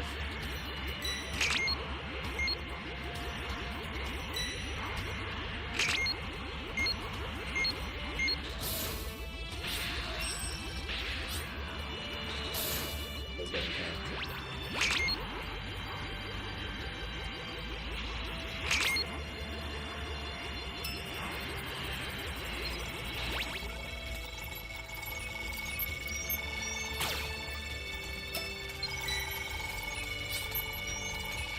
think we want the ball.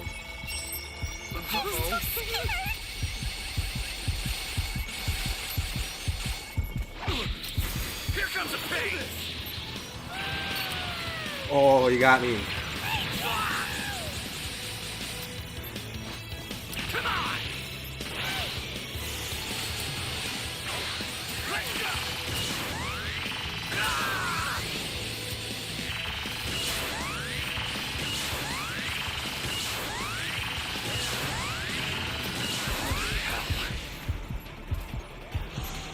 Flying Nimbus!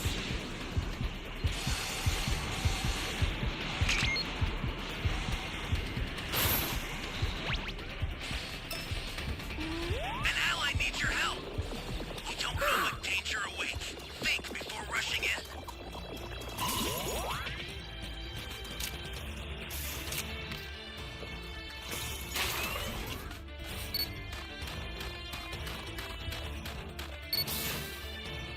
This is bad. Somebody's down. Exercise extreme caution if you're going to help them. Holy hell.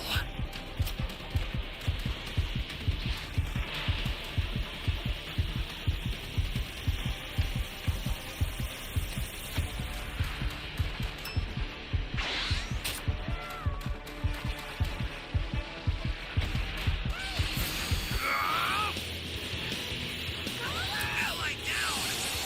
Let's go! Watch out for enemies. All right!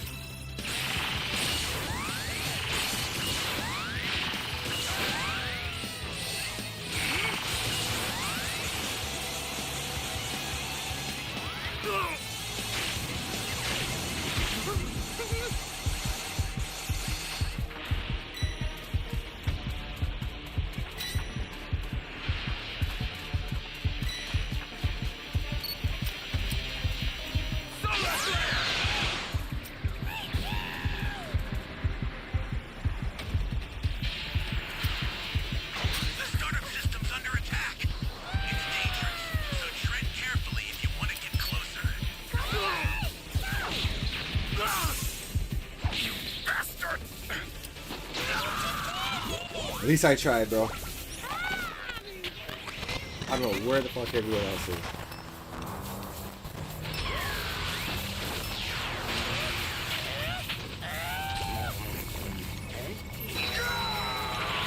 Where are you Supplies to going? help. Make good use of them.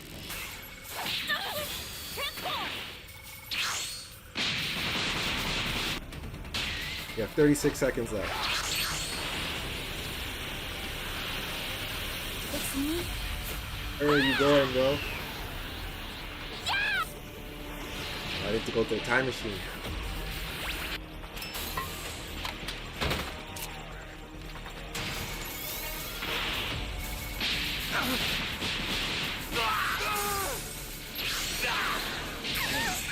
Somebody's down! Got the W. Exercise extreme I can clutch with those two stones, bro.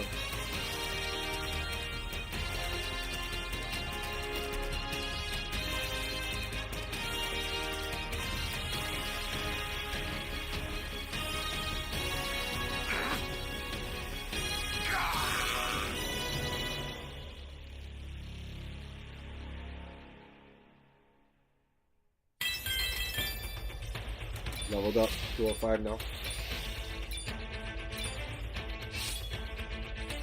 Take a 3 TP token.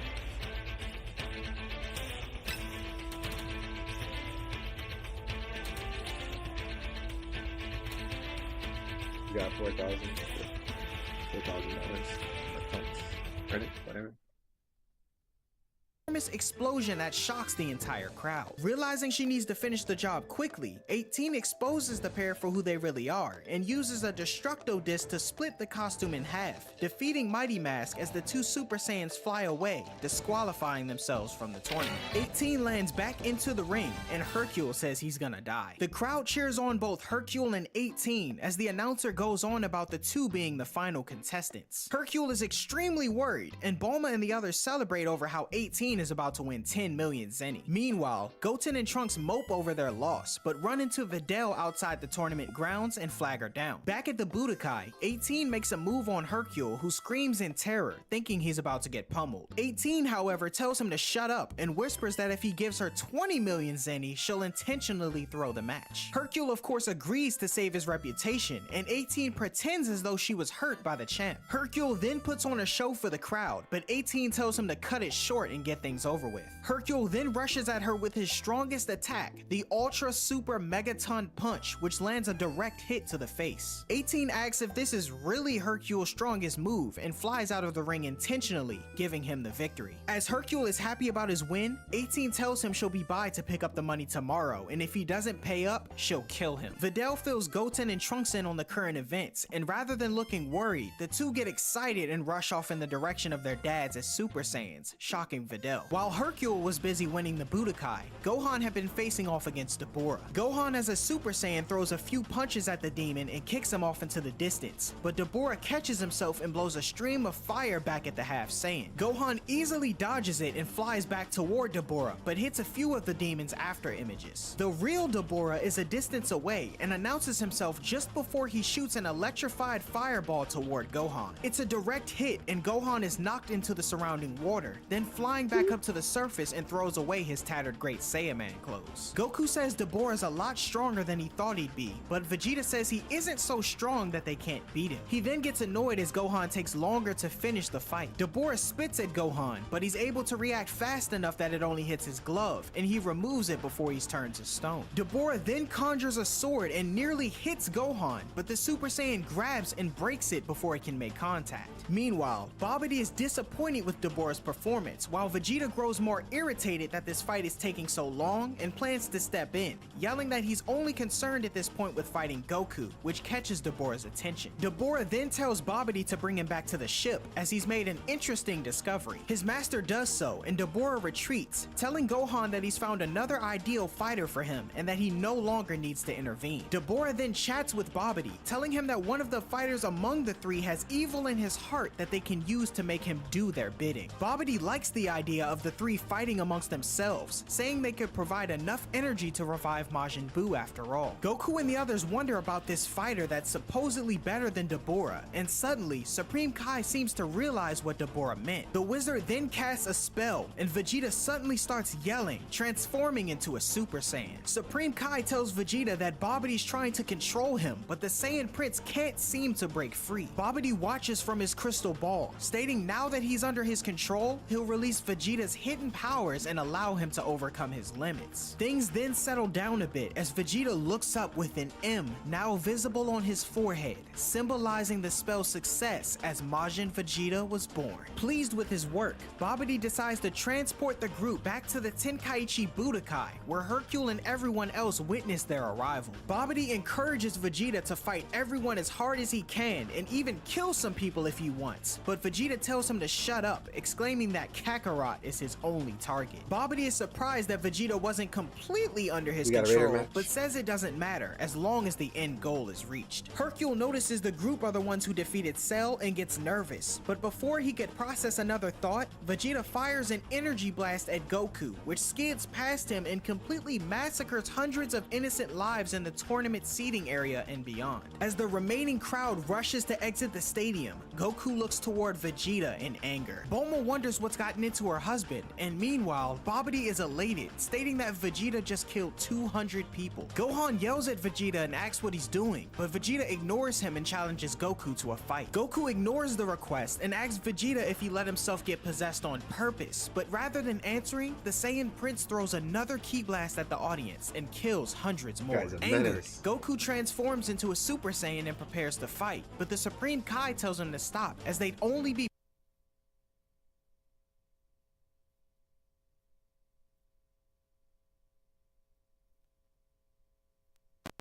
Oh, yes, I'm certain.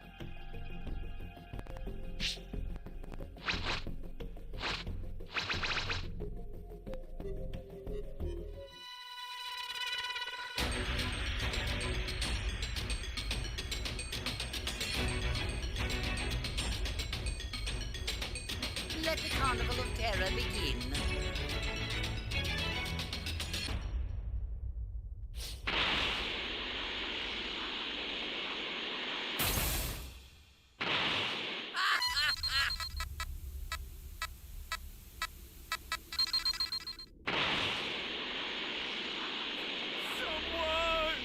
Give me the Dragon Ball. Sorry, you got the wrong guy. Very well then. Couldn't give me two Namekians? Give me the Dragon Balls. What are those? If you do not have them, then I have no need for them.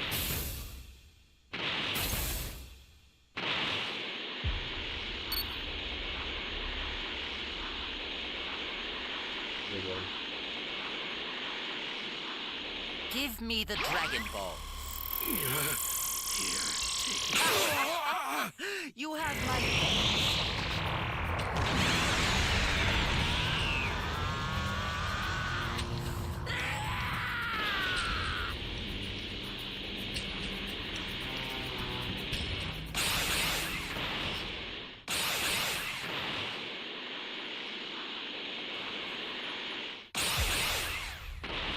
Oh no! Where are the Dragon Balls? I'm sorry, everyone. Very well. I'll make sure your death is quick.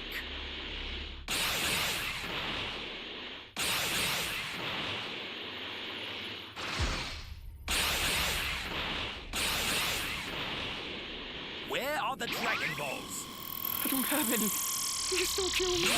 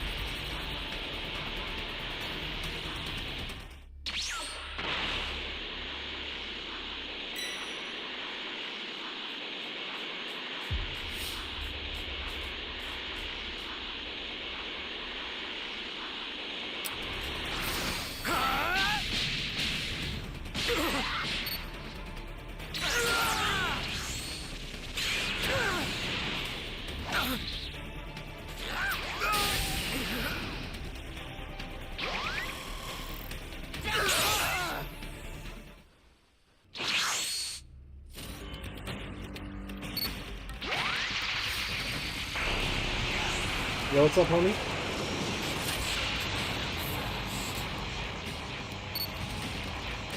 How you doing tonight?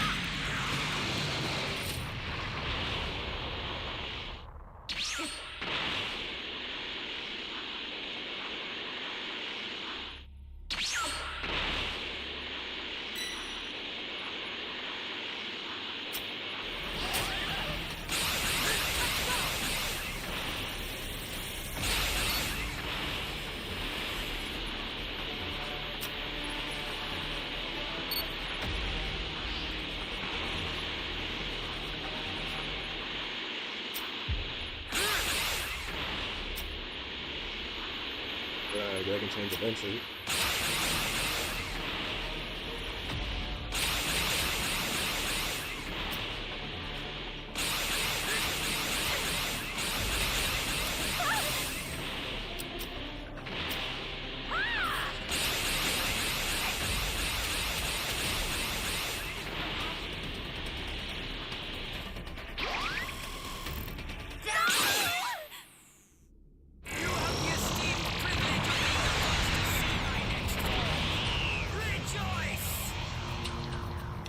Yeah. Killing Namekians, humans.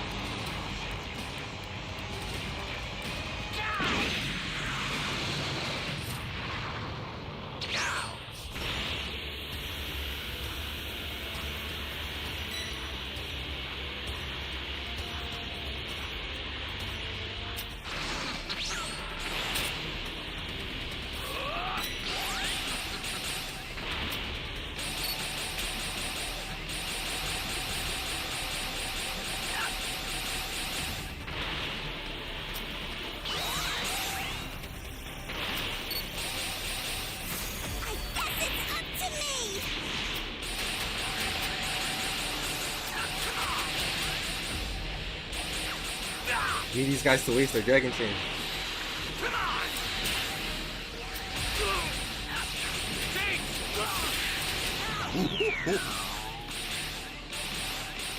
Damn, I can't see shit.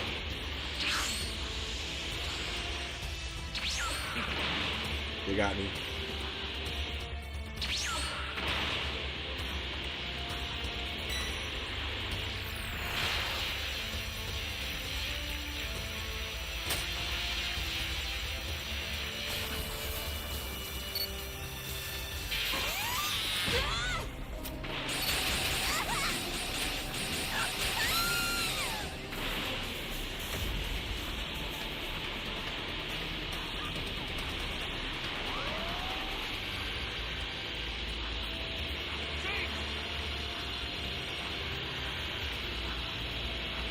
Where'd he go? Need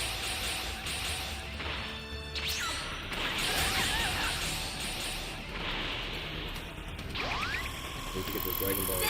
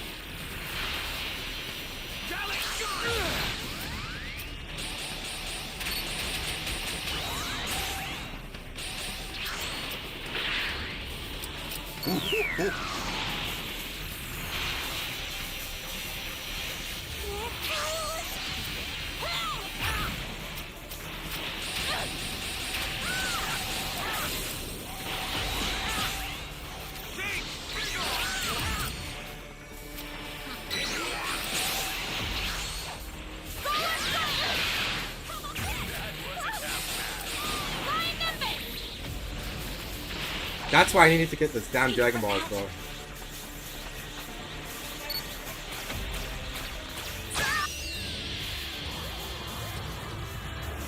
That's why I need to try to keep those Dragon Balls. I only had 2 of them.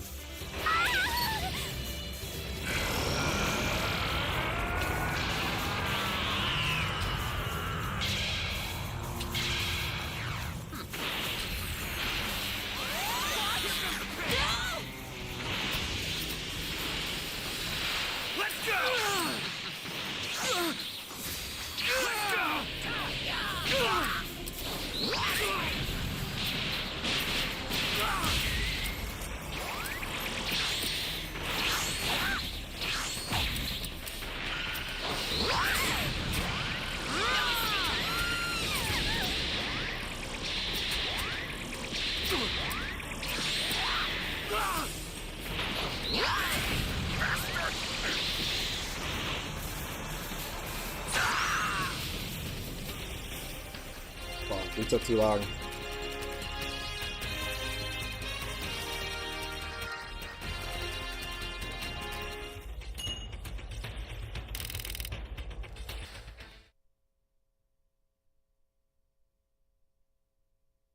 Playing into Babidi's hands. Goku asks the question again though, and Vegeta admits he let himself fall under Babidi's spell on purpose so he could settle the score with Goku at full strength once and for all. The Supreme Kai says his reasoning is ridiculous, which causes Vegeta to lash out, exclaiming how Kakarot surpassed his strength, mocked his pride, and even spared his life, which can't be tolerated. Listening in silence, Goku decides to demand Babidi to transport him and Vegeta to a location with no people around. He says if he does this, he'll fight Vegeta at full strength like he wants. Supreme Kai interjects though, saying that if they want to fight each other, they'll have to get past him first. Unfortunately for him though, Goku takes him up on his offer and prepares to kill him, much to the surprise of Gohan and even Vegeta. Supreme Kai then backs down, knowing he can't possibly stand up to these Saiyans. Babidi grants Goku's request and transports the group to a deserted area where the two Saiyans can fight freely. Supreme Kai then tells the two to do as they please, but he says he and Gohan will find Dabura and Babidi and defeat them. As Supreme Kai gets ready to enter the ship once again, Babidi commands Vegeta to kill him, but the Saiyan Prince fights the mind control and refuses, stating that nothing will get in the way of his battle with Kakarot. Babidi is shocked at Vegeta's reply and tries to command him again,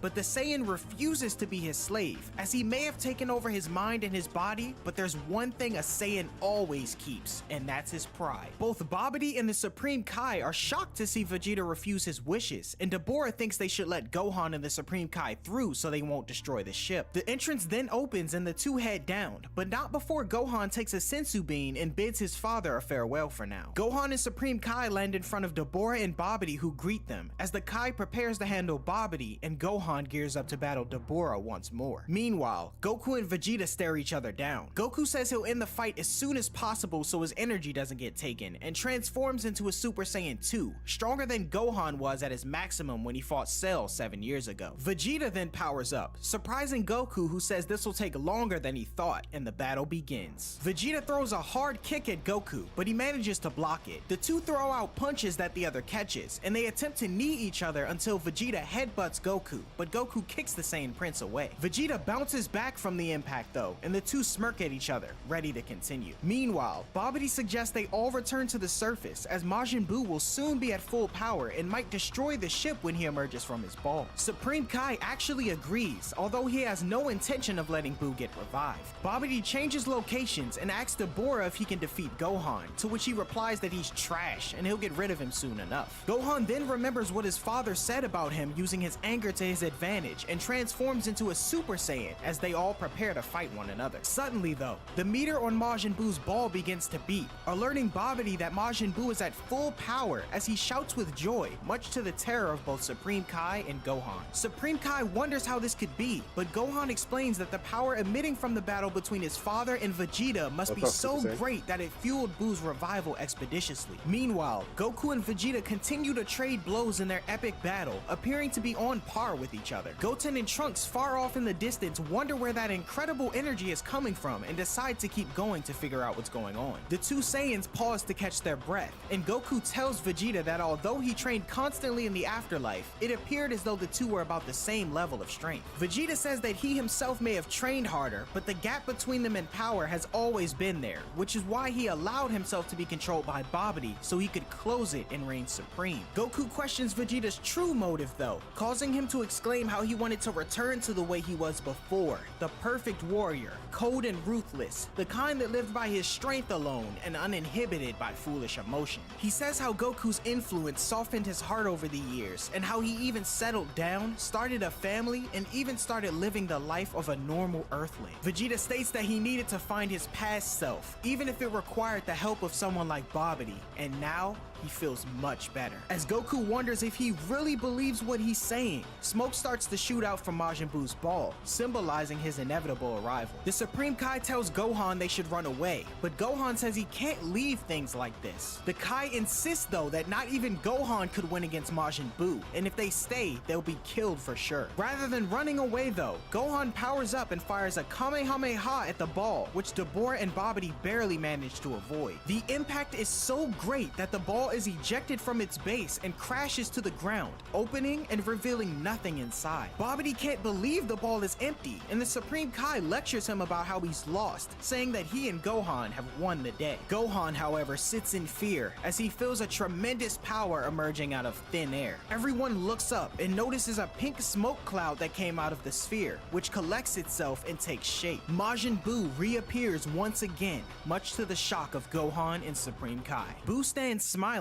as everyone watches. Dabura asks Babidi if this creature is really Majin Buu, but Supreme Kai confirms, as he says he could never forget such a terrifying face. Dabura, however, thinks he looks ridiculous, and meanwhile, Gohan tells Supreme Kai that he might be able to defeat Majin Buu since he's been in captivity for so long. We cut back to the battle between our Saiyan warriors as Goku pauses after sensing Majin Buu's energy. Vegeta, however, laughs, stating that Buu is nothing as they've proved to be stronger than their opponents at every turn. Goku, however, disagrees, saying that this power is different somehow, but Vegeta, unwilling to stop this fight, ignores the statement. Meanwhile, Babidi introduces himself to Buu and tells him that he's his new master. Buu, however, plays around with him as Dabura says there's nothing to gain from such a weak-minded moron. Hearing this, Buu skips over to Dabura, who welcomes the chance to fight him. Gohan begins to have his doubts about Buu, but Supreme Kai is certain that he's a serious threat. Buu then releases steam from his body and smirks, ferociously gouging Dabura's eyes and kicking him into a nearby boulder, surprising everyone watching. As Buu claps for himself like a child, Babidi is pleased with his servant's strength. Babidi compliments Buu as he dances around, and Gohan can't believe this monster has so much power, stating it explosively grew in an instant. Meanwhile, Trunks feels a huge ki and wonders what's going on. Goten wonders which way they should go, and Trunks suggests heading toward it as it's probably the monster they heard about. Goku notes that Majin Buu's ki has increased and says they need to do something now as it's their fault he's been awakened to begin with. Vegeta of course knows this, but still wanting to finish the fight, he says he doesn't care. Goku tells him everyone will be killed, including his wife and son, but Vegeta lashes out again, saying that he gave himself to Babidi so he could be free of emotion. Goku, however, tells him to cut it out as he's still able to think for himself. Realizing their battle will be put on hold, Vegeta agrees to fight Buu together with Goku and asks for a sensu bean to regain his energy. As Goku reaches for a couple prepared to fight the monster together, Vegeta knocks him out and eats one of the beans, stating that he'll finish off Buu himself since he's to blame for all this. Meanwhile, Gohan suggests killing Babidi to the Supreme Kai, but he tells him not to, as he's the only one with the power to seal Buu away again when he eventually becomes too much for him to handle. He then gives up, saying all hope is lost, but Gohan suggests trying to escape. Shortly after, Babidi gives Buu the orders to kill the two heroes. Gohan grabs Supreme Kai and flies off, stating that he's confident in his own speed. Buu, however, takes off and appears in front of the two in mere moments, surprising Gohan as he's smacked to the ground. Supreme Kai attempts to attack Buu, but Buu claps his hands together and smashes his face, then pounding him to the ground, same as Gohan. Buu lands on the ground next to a beaten Supreme Kai, as Babidi cheers him on to kill him and Gohan. The Kai attempts to use his telekinetic powers to hurt Buu, but it has no effect. Buu, however, recovers and replicates the move, knocking the Supreme Kai across the deserted area and lands on his back, crushing him. Babidi takes this time to taunt the Supreme Kai, but suddenly Gohan intervenes, kicking Buu in the face and leaving his footprint. Buu recovers and Babidi runs off as Gohan is amazed by Buu's power. Buu tells Gohan he's annoying and shoots an energy blast his way, sending the Super Saiyan flying into the air, unable to stop himself. As Babidi cheers in excitement, Supreme Kai uses his telekinetic powers to extinguish the blast as Gohan falls into a forest unconscious. Babidi tells Buu he can finish off the Supreme Kai now, but Buu says he's hungry and would rather eat him instead. Suddenly, a spear flies right through Majin Buu, revealing a damaged Dabura who threw the weapon, much to Babidi's anger. Trunks and Goten are nearby and land on a mountain, returning to base form. They try to figure out who's on the battlefield, but manage to recognize Supreme Kai. Not far from them, Goten notices Piccolo and Krillin as statues. Trunks knocks over Piccolo and breaks him, and the two hide behind a rock, nervous about what they just did. Meanwhile, Dabura insists Majin Buu can't be controlled and won't be a faithful servant, but Babidi is insulted he'd speak that way about his Majin Buu. Buu then pulls out the spear, and the hole left in his belly quickly closes up, and he tells Dabura he's gonna eat him. We then cut to Vegeta, who stands over the panel of Babidi's spaceship, saying he could get in if he destroys it. He then notices Gohan's ki is completely gone, alluding to his death and taking full responsibility. Meanwhile, Trunks and Goten are watching as Buu dances around, saying he's going to eat Dabura. Dabura Next match should begin prepares in to about 2 attack minutes. the monster, but Buu immediately turns him into a cookie and devours him whole, killing the Demon King. The two kids are shocked, and suddenly Krillin returns to normal. He notices Goten and Trunks and wonders why they're here, as Trunks is confused on why he was just a statue. Krillin remembers being spat on by Dabura, and Goten thinks that must have been the guy who was just eaten. Trunks figures Krillin returned to normal once he died, and suddenly has a realization. He runs off towards Piccolo's remains and gets scared thinking he killed him, but the Namekian is on one of the rocks above them, watching the events play out with Buu. Trunks wonders how how Piccolo was able to survive, but Piccolo says he can regenerate as long as his brain isn't damaged. Level Babidi then 47, commands baby. Boo to eat the Supreme Kai, and Piccolo is taken aback to find him lying weak on the ground. Krillin tells Piccolo to calm down though, as there's no chance for him to defeat someone like Boo. Boo lists off all the different ways he could eat Supreme Kai, but suddenly an explosion interrupts his thoughts. It was Vegeta who destroyed Babidi's spaceship. Babidi is of course enraged, while Trunks is overjoyed to see his father. Vegeta identifies the strange and bizarre looking creature as Majin Buu, and he's angry over the loss of Gohan. Piccolo's shocked to hear this, and Boo gets upset about the Saiyan Prince calling him ugly. Boo says he'll kill Vegeta, and Babidi gives him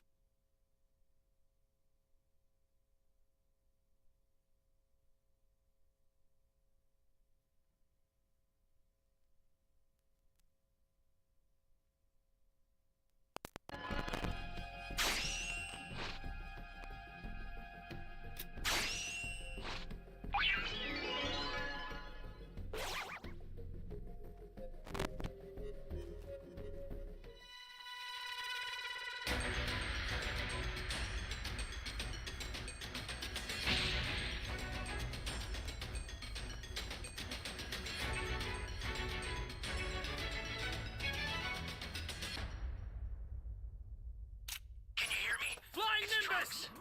I've set a super time machine, as well as a crate of supplies. Here's how to launch. Find the power keys, then place them in the right spots.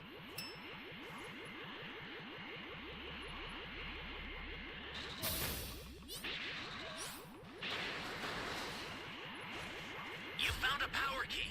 Go slot it.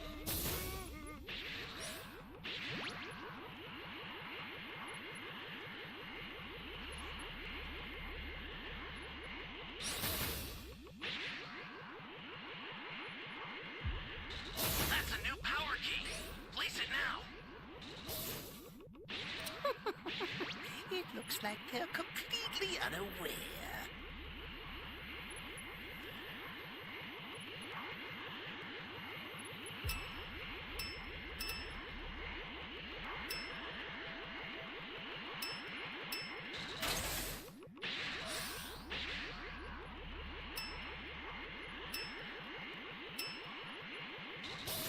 Great! You know what to do with that key. Not going in there. Hey, great! You found another power key. Use it quick.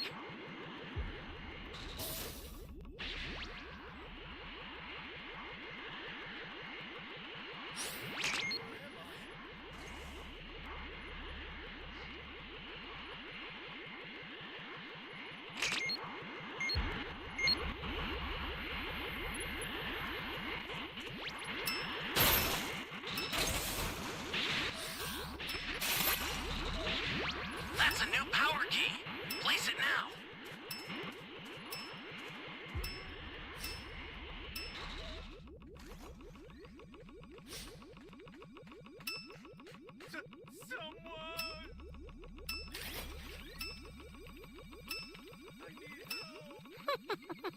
It looks like they're completely unaware.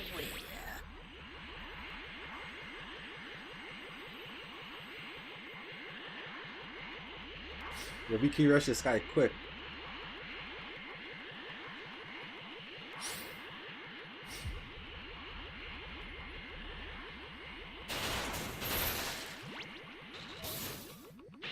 The startup system for the super time machine is ready. Head there now.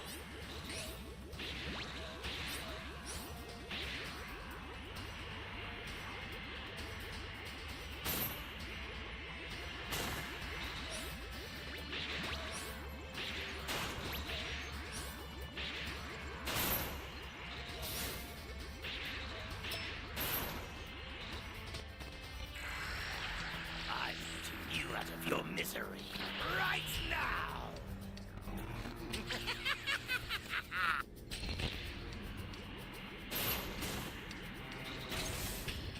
Gotta get the hell out of here! Give me a freaking break.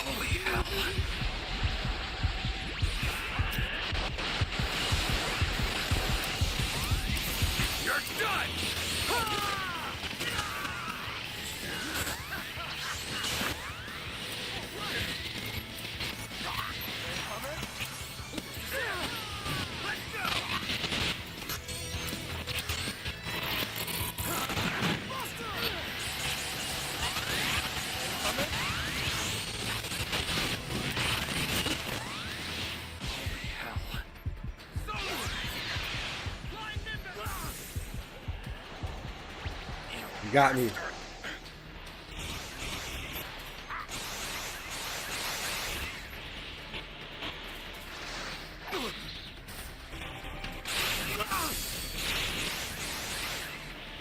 I have a wondrous gift. Say goodbye!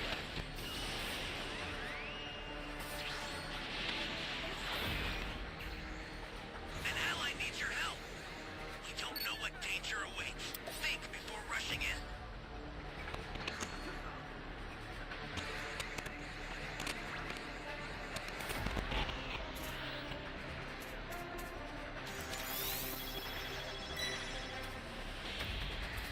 Ally down! If you intend to rescue them, watch out for enemies.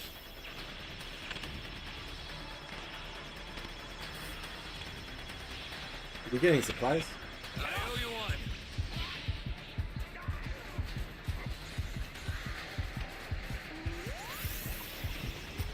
Oh, that's not the place to sleep, brother. This is bad. Somebody's down. Exercise extreme caution if you're going to help them.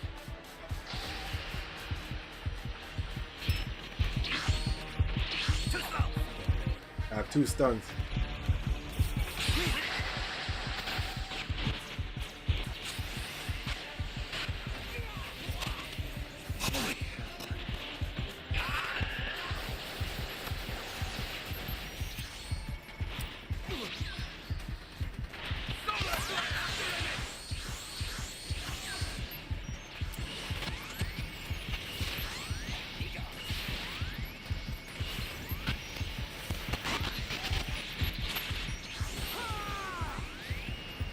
Serious?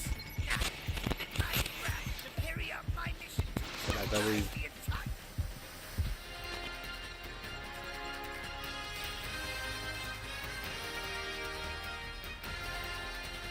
Being for real. What happened?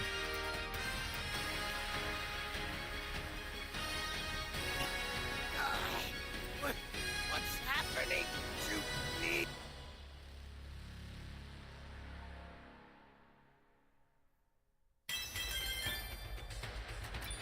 W. Appreciate it, homie.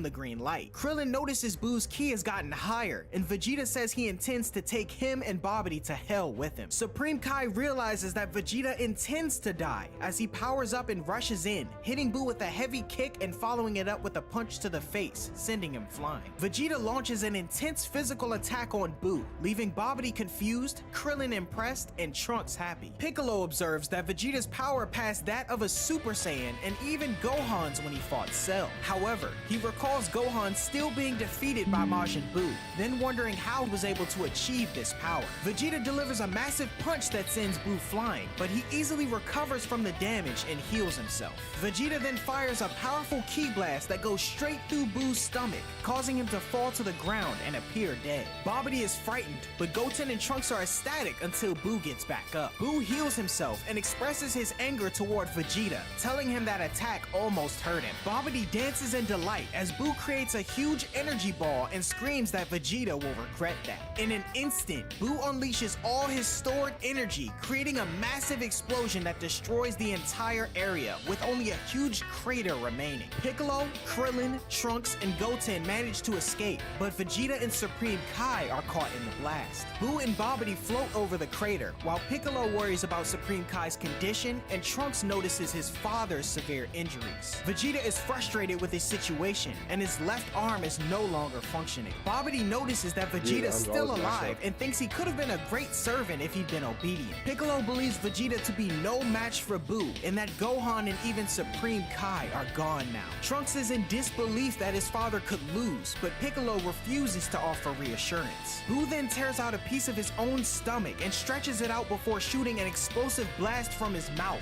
narrowly missed by Vegeta. Buu then throws the piece of stomach around Vegeta and traps him. The monster celebrates while Vegeta lies on the ground and kicks the Saiyan Prince, pounding him while he's defenseless. Krillin says at this rate Vegeta will be killed and wonders where Goku and Gohan are. Goten refuses, however, to believe that his brother is dead. Despite Piccolo's warning, Trunks turns Super Saiyan and flies off to help Vegeta, with Goten following. Trunks kicks Buu off of Vegeta, knocking him away, and Goten unravels Vegeta from the piece of stomach. The boys tend to him, and Babidi is surprised that Vegeta still has allies. It doesn't bother him though, as he believes Majin Buu to be invincible and will kill them all. Stating that what he did is unforgivable though, Piccolo tells Babidi that he may not be able to defeat Buu, but he can at least kill him. Babidi states though that if he dies, no one can seal Buu away, but Piccolo responds that the world will be destroyed even if Babidi lives. The wizard tries to call Buu over to help him, but Piccolo cuts him in half with one swift chop. Meanwhile, Vegeta tells Trunks to take care of his mother, and his son is confused as he smiles. Vegeta instructs the boys to find shelter as he plans to confront Majin Buu alone. Trunks suggests fighting together, but Vegeta believes that Buu can't be defeated by normal means. Despite Trunks and Goten's insistence that they can help, Vegeta expresses his desire to hug Trunks, whom he hasn't embraced since he was a baby. Trunks is hesitant, but Vegeta hugs him anyway before knocking him unconscious with a blow to the back of the neck. Vegeta then punches Goten in the stomach, rendering him unconscious as well. Piccolo arrives and carries the boys away as Buu awakens, puzzled about who attacked him. Vegeta asks Piccolo to take the boys far away, and then reveals his intention to sacrifice himself in battle, wondering what will happen to him when he dies. When Piccolo explains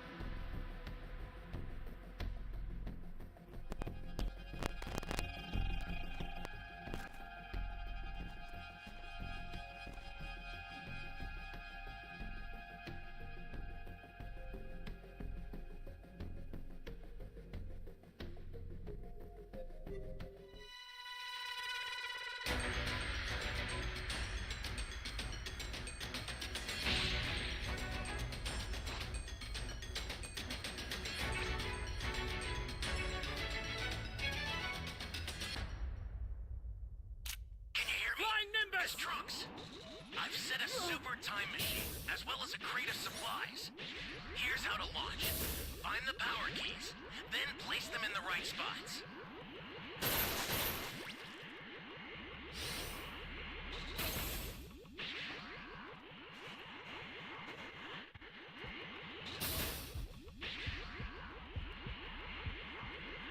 Once I revert to an egg, I must bury myself underground for 3 years.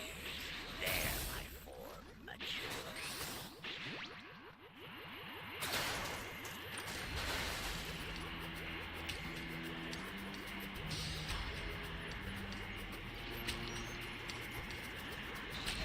You found a power key. Go slot it. Oh, come on! Thought I was a goner there.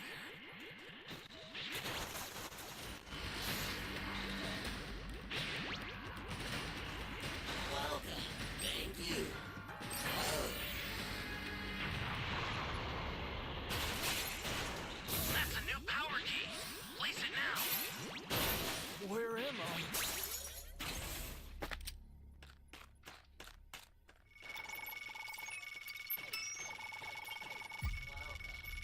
You be careful too, okay?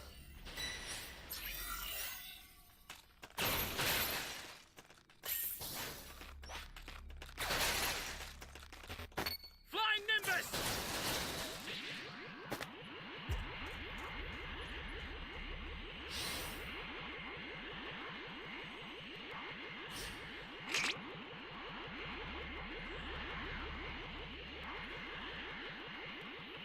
Bro, why is this so exposed? Oh, D got KO'd. Great! You found another power key.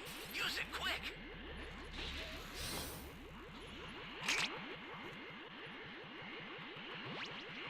This guy's right there too.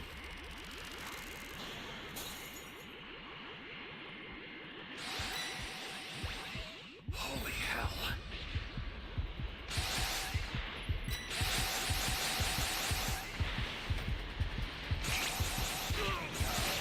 You're done! You know what to do with it. You?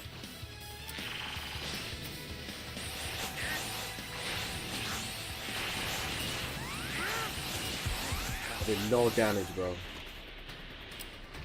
Tiny bit of damage.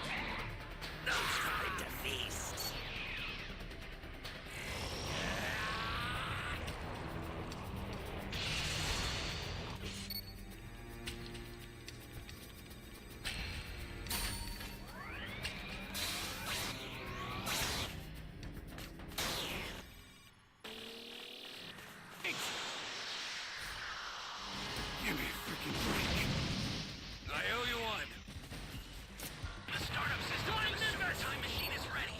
Head there now. Holy hell. Fuck, there's nowhere to run, bro.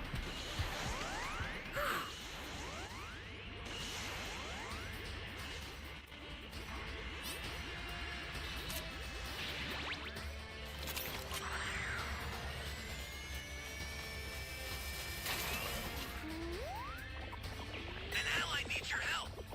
We don't know what danger awaits. Think before rushing in.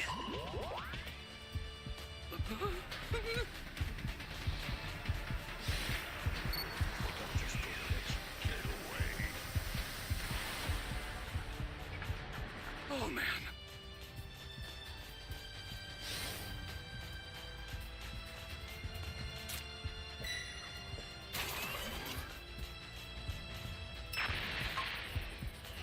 Holy hell.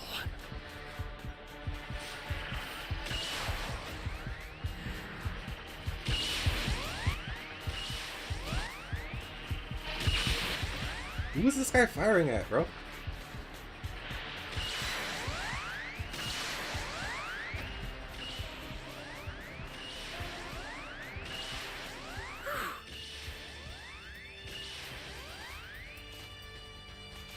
I'll send some supplies to help. Make good use of them. Well, time, Trunks. Ally down! If you intend to rescue them, watch out for enemies.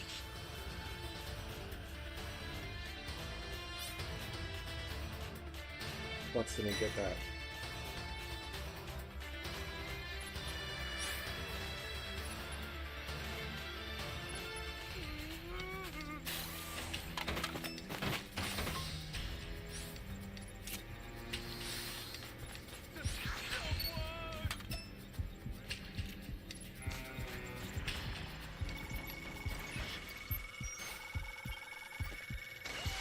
You're a big help.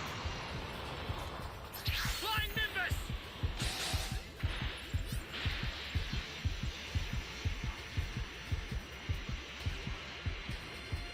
The startup system's under attack. It's dangerous, so tread carefully if you want to get closer. The startup system is under attack. Stop it if you can, but retreat if you need to. Thanks. Got it?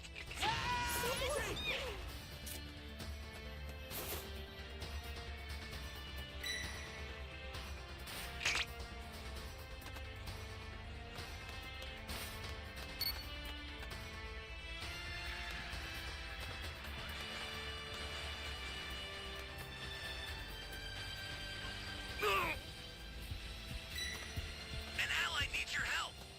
We don't know what danger awaits. Think before rushing in.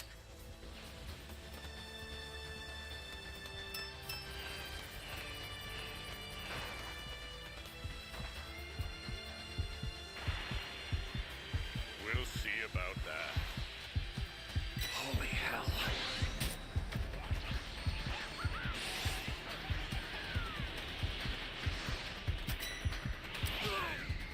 Damn, fucking so genius.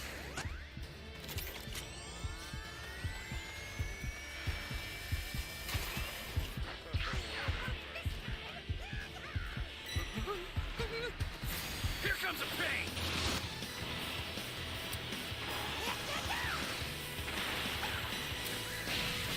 Damn it.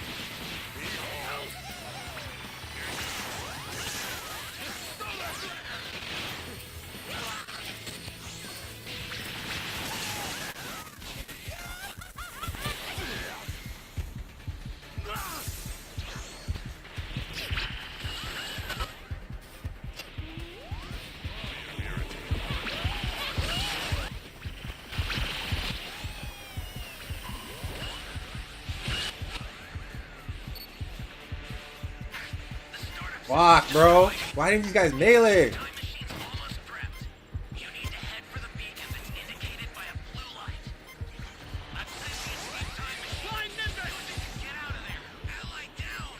Because these guys all ran away, that's why. Watch out for enemies. Bastard.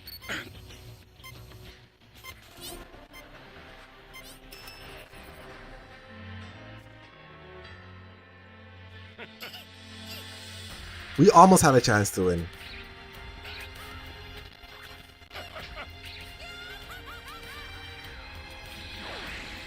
Explains that Vegeta's soul will be sent to a different world than Goku's, and his memories will be erased after made death. soul. Vegeta expresses regret and urges Piccolo to leave quickly. Vegeta stops Buu from pursuing the boys as Piccolo and Krillin fly away, Vegeta then powering up and preparing to self-destruct in order to defeat the monster. Krillin wonders about Vegeta's plan, and Piccolo explains that Vegeta is finally fighting for someone other than himself for the first time, willing to give up his life in the process. Vegeta then bids a final farewell to Bulma, Trunks, and even Kakarot, detonating himself and creating a massive explosion. Piccolo and Krillin feel the impact of the blast despite being far away, mourning the loss of the Saiyan Prince. Meanwhile, Bulma is questioning Vegeta's motives for killing innocent people at the tournament, but Yamcha suggests they focus on using the Dragon Balls to bring back the deceased. Master Roshi notices that Vegeta seemed to be full of evil, and suddenly, the plane experiences turbulence. Roshi points out that a huge explosion occurred in the distance, and Bulma suspects it's related to Vegeta. On the battlefield, only Vegeta's ash figure remains after his final attack, and Piccolo instructs Krillin to take the boys home while he investigates. He tells Krillin to explain what happened to everyone, as he isn't sure about Goku, but is positive that Gohan was killed after hearing Vegeta mention it. At the battlefield, Piccolo realizes that Vegeta's plan was to prevent Majin Buu from regenerating and sees Babidi's remains as he clings on to life. As Piccolo prepares to finish off the wizard, small pieces of Buu start moving and eventually form a larger mass, making the monster whole once again. Piccolo then takes off in fear, and Buu heals Babidi, who wants to make the three responsible for his previous conditions suffer. Piccolo catches up with Krillin and informs him of Buu's reappearance, as Krillin states that Vegeta died for nothing. Piccolo then takes the boys to the lookout, as they're the world's only hope against Buu and Babidi's evil plans. Meanwhile, the Supreme Kai is still alive and hopes that Gohan survived as well. After waking up, Goku realizes that Vegeta took the last Sensu and fought Majin Buu alone while he was knocked out. He senses Buu's ki, but not Vegeta's or Gohan's, and wonders what happened. He uses instant transmission and meets with Krillin, Piccolo, Mr. Popo, and Dende at the lookout, later learning that Gohan, Supreme Kai, and even Vegeta have all been killed. Goku explains to his friends that he won't be able to defeat Buu alone, and says that if he was only able to use a fusion technique that he learned from the Metamarines in the afterlife, they'd stand a chance. Mr. Popo suggests Goten and Trunks learning the technique, and Goku agrees to teach it to them before he has to leave. Piccolo warns that it will take a long time for the boys to master the fusion, and many lives will be lost to Majin Buu in the meantime. In the midst of their conversation though, Shenron appears as Bulma and the others summoned him 7 to out of wish 8 back players those so that far. were killed by Vegeta's hands. Goku arrives to try to stop them from wasting any wishes for now, but it was too late as the first wish was used. Dende instructs everyone not to use the remaining 2 wishes, so they'll only need to wait 4 months to use the Dragon Balls again. Goku then contacts Dende to tell Krillin to bring everyone to the lookout, and Yamcha asks Goku what's going on, while Babidi and Buu continue to fly, and Kibito is shocked to find himself alive again. Kibito tries to understand what's happening, but he senses that the Supreme Kai is alive and rushes to his aid. The Kai is barely hanging on, but Kibito heals him just in time. They both feel the immense energy of Majin Buu and fear for the safety of the universe, but Supreme Kai sees a glimmer of hope in Gohan's power, believing that he can surpass Buu with his hidden potential. They then come across Gohan's location and see he's in critical condition and just barely alive. Supreme Kai instructs Kibito to teleport the 3 of them to their sacred realm, and although he's hesitant at first, Kibito does the Kai's bidding. Meanwhile, at Kami's lookout, everyone is gathered. Bulma's parents decided to stay home, and Tien and Chaozu were nowhere to be found. Bulma and Chi-Chi then inquire about the location of Gohan, Goten, Trunks, and Vegeta. Goku informs them that Goten and Trunks are safe, but Gohan and Vegeta had been killed by Majin Buu. This news causes Chi-Chi to faint and Bulma to cry out in sadness. Suddenly, Babidi interrupts everyone's thoughts and addresses the people of Earth. threatening to destroy an entire city if Piccolo, Trunks, and Goten do not surrender to him. Boo demonstrates his strength by turning a city's population into candy and devours them, prompting fear and panic Close the game, worldwide as the Z Fighters back up. remain powerless. To demonstrate more of Boo's devastating abilities, Babidi has him destroy the now deserted city with a single breath. He threatens to turn anyone who knows the whereabouts of Piccolo, Trunks, and Goten into candy and eat them if they don't speak up. Babidi gives everyone 5 days to find them before he destroys the Earth, and a Budokai attendant contacts him to reveal the names of the participants. Babidi demands their addresses and kills the attendant when he can't provide them, scaring the man next to him. Piccolo suggests going to stop Boo himself, but Goku explains that they need to teach the boys fusion to defeat Boo, and that they can restore Earth with the Dragon Balls later. Meanwhile, in the sacred world of the Kais, Gohan is restored by Kibito and thinks he must be dead. However, he's told that he was saved and might have a chance at victory. The Supreme Kai instructs Gohan to use the Z Sword to defeat Majin Buu, and after some hesitation on Kibito's end, the three head toward the sword's location. Meanwhile on Earth, Goku informs Goten and Trunks about the loss of Gohan and Vegeta. The boys cry, and Goku yells at them to stop and focus their efforts to learn a new technique to avenge them. Goku then tells them that they'll be using the hyperbolic time chamber to begin their training. Meanwhile, Gohan asks Kibito what will happen if he removes the Z Sword, and Kibito responds that he should gain an enormous amount of power, possibly enough to defeat Majin Buu. Gohan is amazed, but Kibito assures him that he won't be able to remove the sword. Despite struggling, Gohan manages to remove the sword while transforming into a Super Saiyan, shocking Kibito and pleasing the Supreme Kai. Kibito continues to doubt Gohan's ability to wield the sword correctly though, and after Gohan hands the sword to him to try it for himself, he drops it, revealing its true weight and power. Kibito, however, tries to downplay it, then claiming Gohan needs to be the one to train hard and master the blade. Back on Earth, Goku explains the fusion technique, stating if performed correctly, Goten and Trunks will be able to stay fused for 30 minutes, but after unfusing, won't be able to do it again for a while. Trunks and Goten are initially hesitant to learn from Goku due to his perceived weakness after the loss of Gohan and Vegeta, but suddenly, Majin Buu destroys another city. Babidi threatens to keep killing if Trunks, Goten, and Piccolo don't show themselves. Trunks and Goten, however, call out to Buu, telling him that they'll defeat him once they're ready to fight. Goku sees this anger as an opportunity for the boys to train, and Trunks and Goten finally agree to learn the fusion technique. Goku urges Trunks and Goten to quickly transform into Super Saiyans, telling them to raise their ki as high as possible. Trunks decides to try and surprise Goku by further powering up his ki, but Goku isn't impressed and informs them they must have equal levels to perform fusion. Goku suggests trying to raise their ki levels to the max in their base form before attempting fusion as Super Saiyans, and meanwhile, Babidi and Buu plan to destroy West City, where Trunks' grandparents live. Goku reassures Bulma that they can use the Dragon Balls to revive the dead and restore the destroyed city. Bulma interjects though, stating that the Dragon Radar, which is needed to find the Dragon Balls and summon Shenron, will be destroyed if the laboratory is blown up, and that they'll never be able to find the Dragon Balls again. Now knowing this,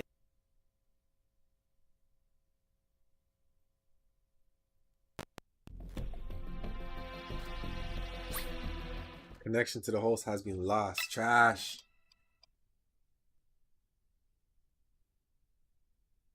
Goku then decides to hold off Babidi and Buu while Trunks goes to retrieve the radar. When Goku confronts Babidi and Buu, he tells them to stop their pointless destruction and tormenting of the weak, and just to wait for 3 warriors who are undergoing special training to defeat them. The two of course refuse to wait, so Goku decides to stall them for a while and transforms into a Super Saiyan 2 until Trunks grabs the radar. Piccolo attempts to comprehend Goku's power in Super Saiyan 2, while Babidi considers it nothing special. Goku notices in the distance that Trunks has stopped moving though, and yells at him to hurry up and find the radar. Babidi is unsure of who Goku is addressing, but believes he must have some sort of pointless plan. Goku, however, continues to stall for time and returns to his normal state, causing Buu to believe he's given up. The Saiyan then states that he intends to explain Super Saiyan to them so that everyone understands, and Babidi believes the transformations to be pointless. Goku proceeds to demonstrate Super Saiyan and Super Saiyan 2 and reveals he has one more ascension in mind. Goku's friends at the lookout thinks he's bluffing, but the Saiyan powers up to the max, surpassing the form of an ascended Super Saiyan and revealing his ultimate form, the legendary Super Saiyan 3. Everyone is astonished, including Gohan in the realm of the Kais, who pauses his Z-Sword training to sense his father's ki on Earth. The Supreme Kai and Kibito can't believe Goku's power has reached their location, while Tien Shinhan, who's in the mountains with Chaozu, feels the earth shake and wonders what's going on. Now powered up, Goku charges in, punches Buu several times, and sends him flying, crashing into the ocean. Buu retaliates with blasts, but Goku deflects them and evades the attacks. Meanwhile, King Kai watches from his world as well, urging Goku to stop using his extraordinary power, as it's only decreasing his time on Earth and jeopardizing his chances to finish teaching the fusion technique to Goten and Trunks. Goku charges toward Buu and strikes him hard in the face, but Buu responds with a powerful punch of his own, sending Goku flying. Goku quickly regains his balance, turns around, and shoots a massive Kamehameha at Buu's stomach. Despite being hit, Buu heals himself instantly and retaliates with his own Kamehameha. Goku manages to deflect Buu's attack, but Buu redirects it toward Babidi, narrowly missing him. The resulting explosion destroys an island and is felt even at Kami's lookout. Babidi scolds Buu for his recklessness and criticizes Goku for destroying a portion of the Earth, along with 1/10 of its population. Goku compliments Buu for his ability to quickly learn his opponent's techniques, and Buu laughs as his nose grows like Pinocchio's. Goku then senses Trunks speeding up and leaving West City with the Dragon Radar, so he reverts to his normal state and Buu questions why he stopped fighting. Goku says he's had enough fun and has to leave, but Babidi threatens him. He asks for a 2-day grace period, promising to return with the 3 other strong warriors they were looking for. Buu is curious about the upcoming fight, but Babidi says they'll continue to kill as they please. Goku predicts that Buu will enjoy fighting his allies and threatens to punish Babidi in the afterlife. Goku then teleports away, and Babidi orders Buu to find him, insulting him repeatedly in anger. However, having enough, Buu decides to stay behind and strangles Babidi. In one swift move, Buu then punches Babidi, causing his head to explode. He throws his former master's body to the side and destroys it with a ki blast, dancing with joy while Goku returns to the lookout and informs Piccolo of Babidi's death. Piccolo believes Buu may become less violent without anyone giving him orders. However, Buu suddenly unleashes a powerful blast that destroys part of a city and wreaks havoc. Piccolo and Goku discuss how they underestimated Buu and how they should teach the younger generation the technique of fusion before he has to return to the afterlife. Goku then states that he only has an hour left on Earth as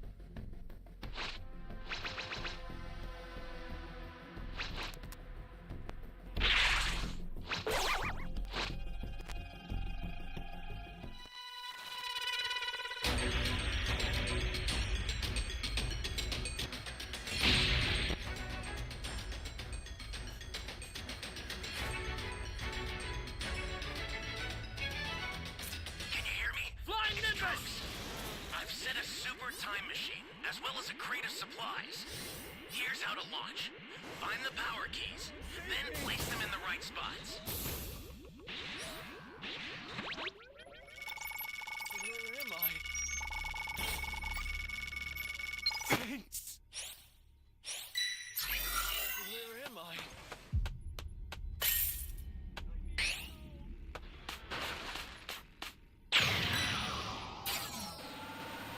Where am I? I see this guy coming over here.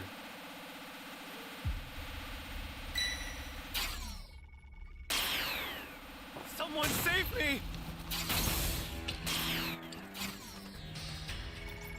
That was fast. You be careful too, okay?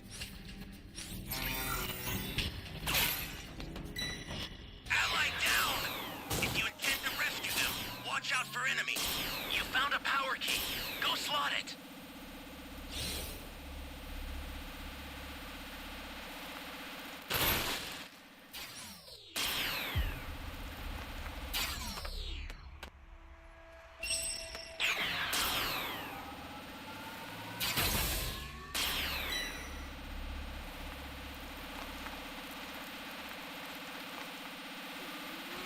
That's a new power key. Place it now.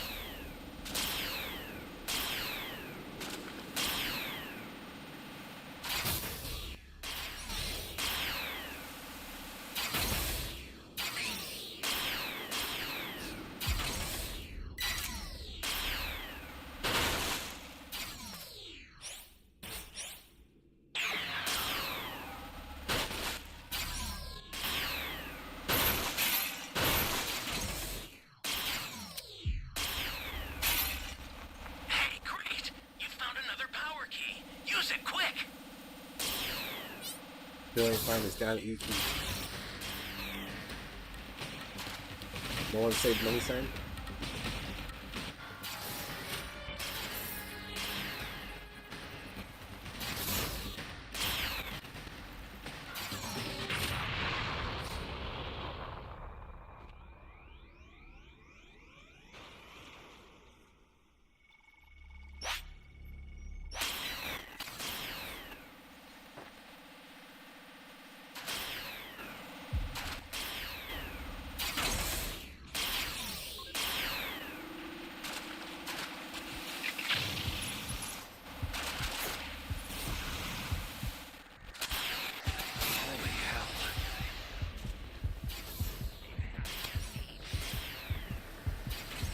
Bro, I searched everywhere. I don't know where this key is.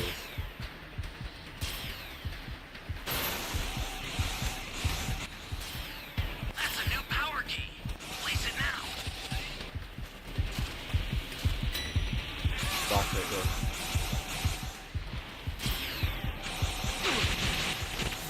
You're done.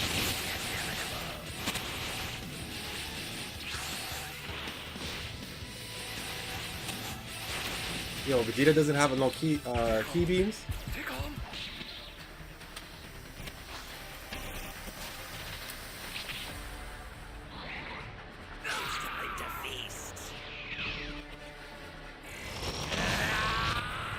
Bro, I swear I opened like 11 boxes for this EQ.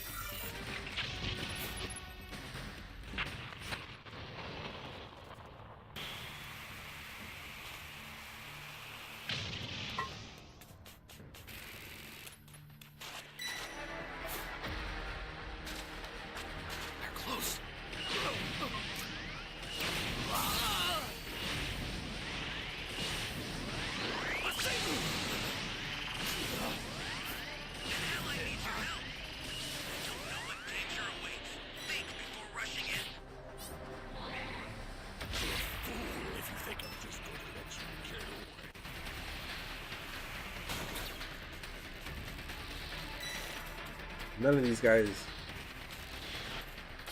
I don't know what these guys are doing, bro.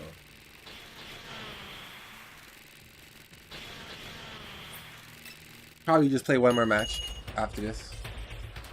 Super Saiyan 3's energy consumption exhausted him completely, running His down rank his would be time getting limit. D-ranked Fortune right now. teller Baba then suddenly arrives in the midst of their conversation and tells Goku that he actually only has 30 minutes left, surprising the Saiyan. Piccolo then asks why Goku didn't go all out with Super Saiyan 3 and try to kill Buu when he had the chance. Goku tells Piccolo that he probably could have tried, but with him being dead, the generation on Earth should try fighting their own battles rather than relying on him. Piccolo understands his reasoning, and meanwhile, Gohan trains with the Z-Sword while Trunks returns with the Dragon Radar. Goku then gathers the two young warriors for training, as they're now eager to learn under him after witnessing the power of Super Saiyan 3. Goku first begins by explaining the hard part of the fusion technique, as once both Goten and Trunks have adjusted their ki to each other, they also have to perform a pose identical to one another for it to be perfect. To demonstrate, Goku teaches them the pose, but Trunks finds it lame. Goku explains the importance of left and right symmetry and mirror reflection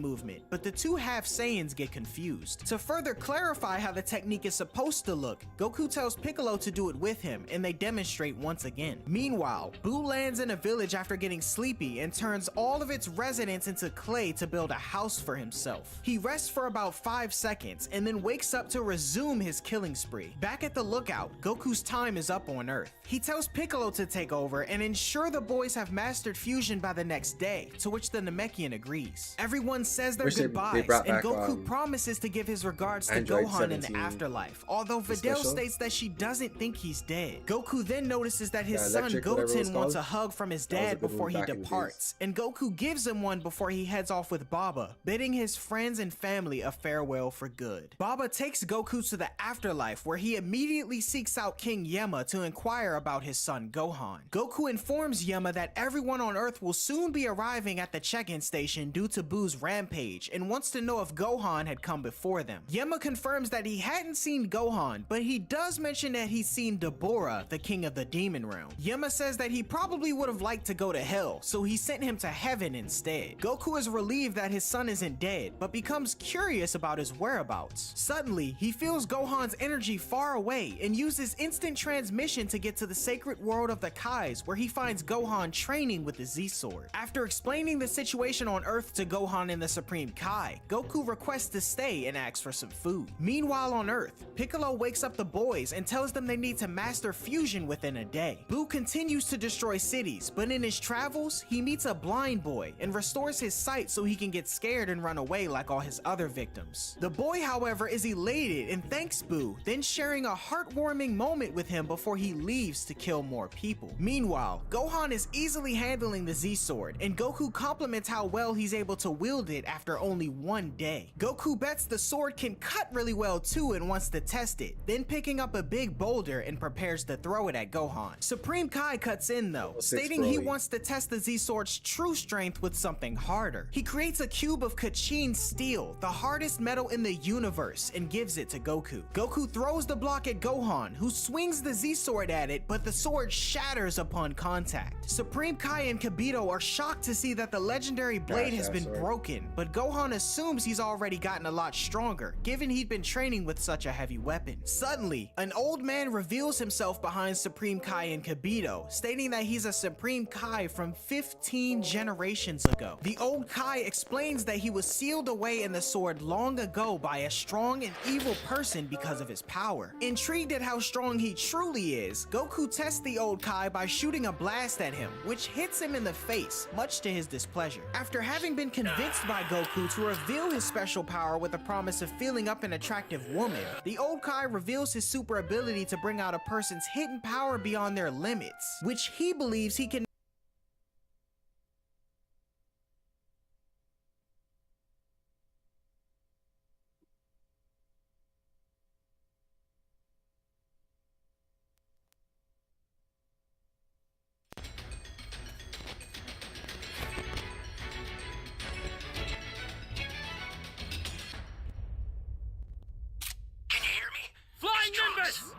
I've set a super time machine, as well as a crate of supplies. Here's how to launch. Find the power keys, then place them in the right spots.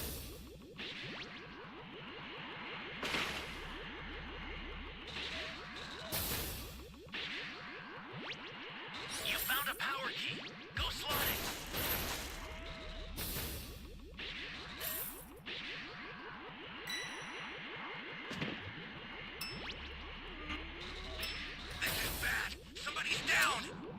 Exercise extreme caution if you're going to help.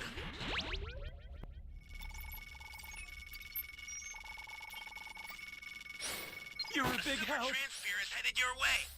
Take it now.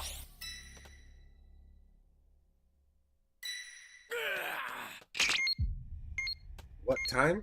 Like, I don't know the exact time. Yo, what time did y'all go against each other?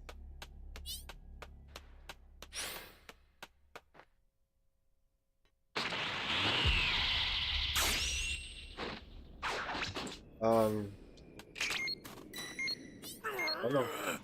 Flying Nimbus! I've been streaming for 2 hours and 45 minutes, so I don't know the exact time.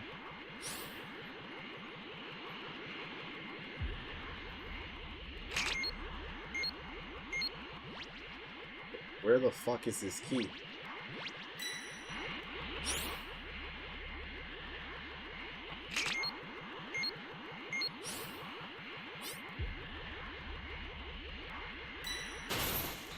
That's a new power key. Place it now.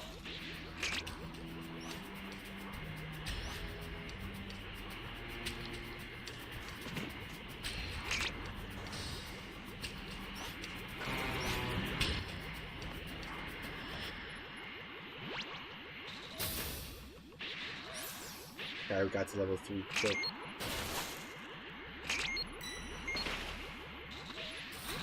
Hey, great! You found another power key. Use it quick. Ally down. If you intend to rescue them, watch out for enemies. I sent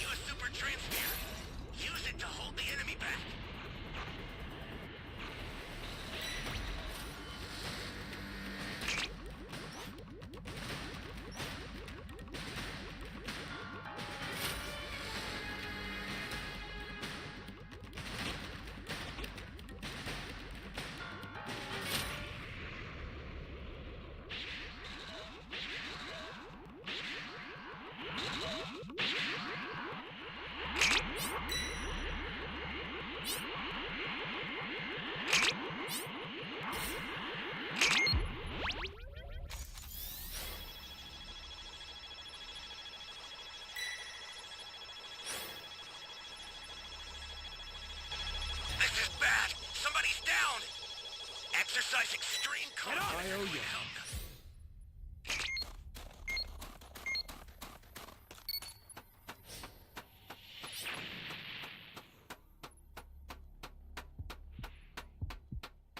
Flying Nimbus!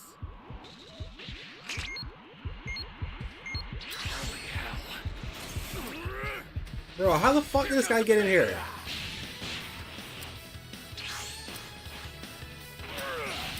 Yo, you guys saw that? This guy just came out of nowhere, bro.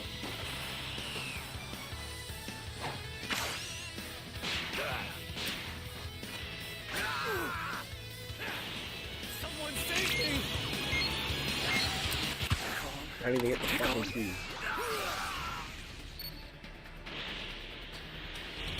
Where am I?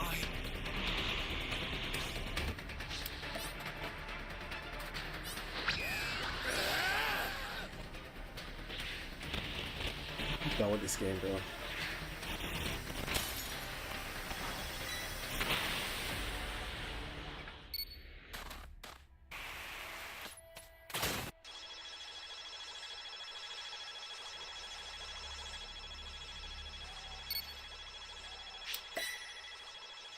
I still have the power key radar, so I can find the last two Ally keys. down! I owe you one. Send to rescue them.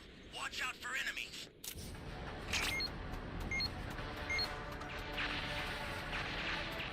Great. You know what to do with that key.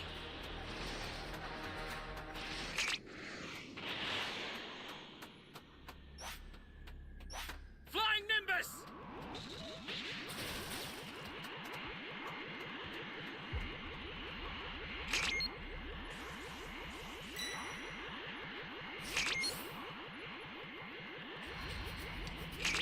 We lost.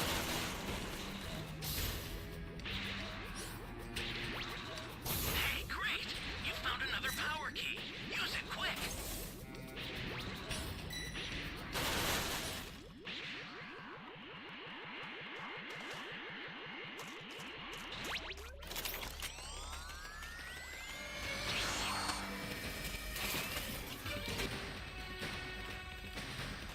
No one has time controller, do we?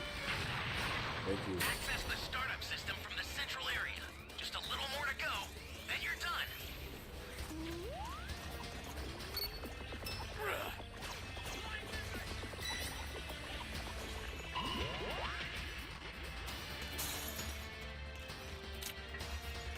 Flying Nimbus!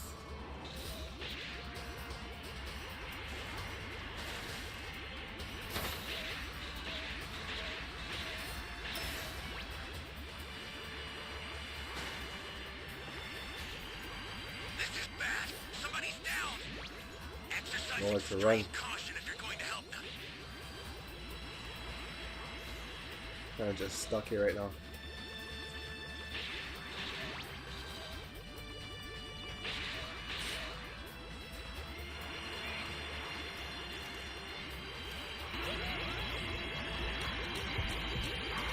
Stay calm. Stay calm. I've sent a new super transfer. Sorry, that'll have to do for now. The startup system is under attack. Stop it if you can, but retreat if you need to. Got it? Who's getting that?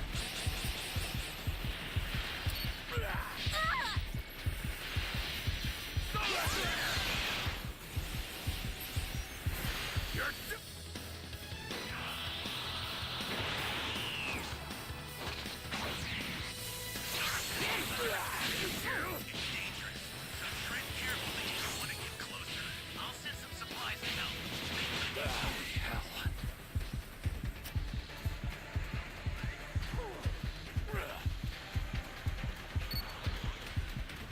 Oh man.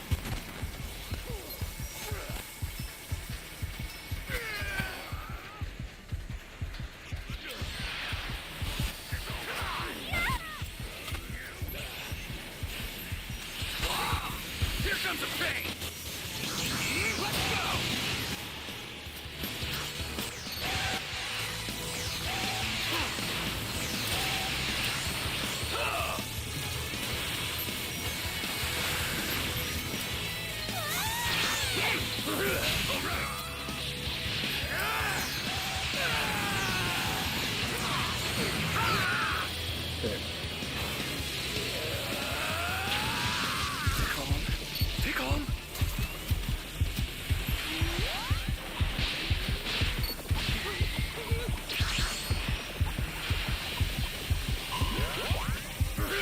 Here comes a pain.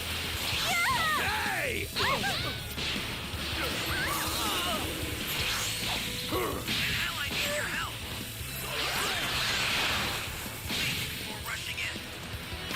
The startup system's destroyed. The escape time machine's on. We tried, bro. You need to head for the beacon that's indicated by a blue light.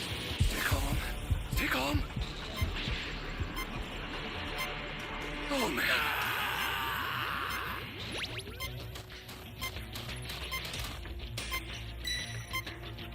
I've sent the escape time machine. Use it to get out of there.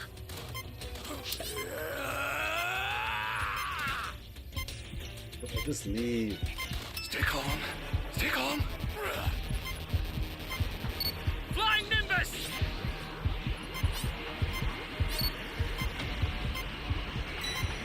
The escape time machine is back. man.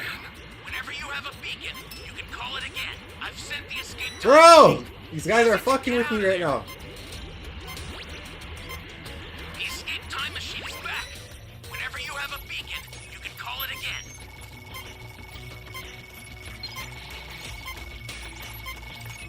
I've sent the escape time machine. Use it to get out of there.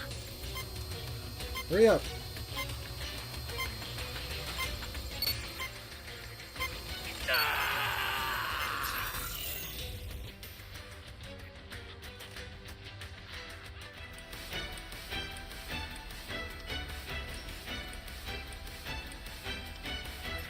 Thanks for the positive energy, Mac. Appreciate it.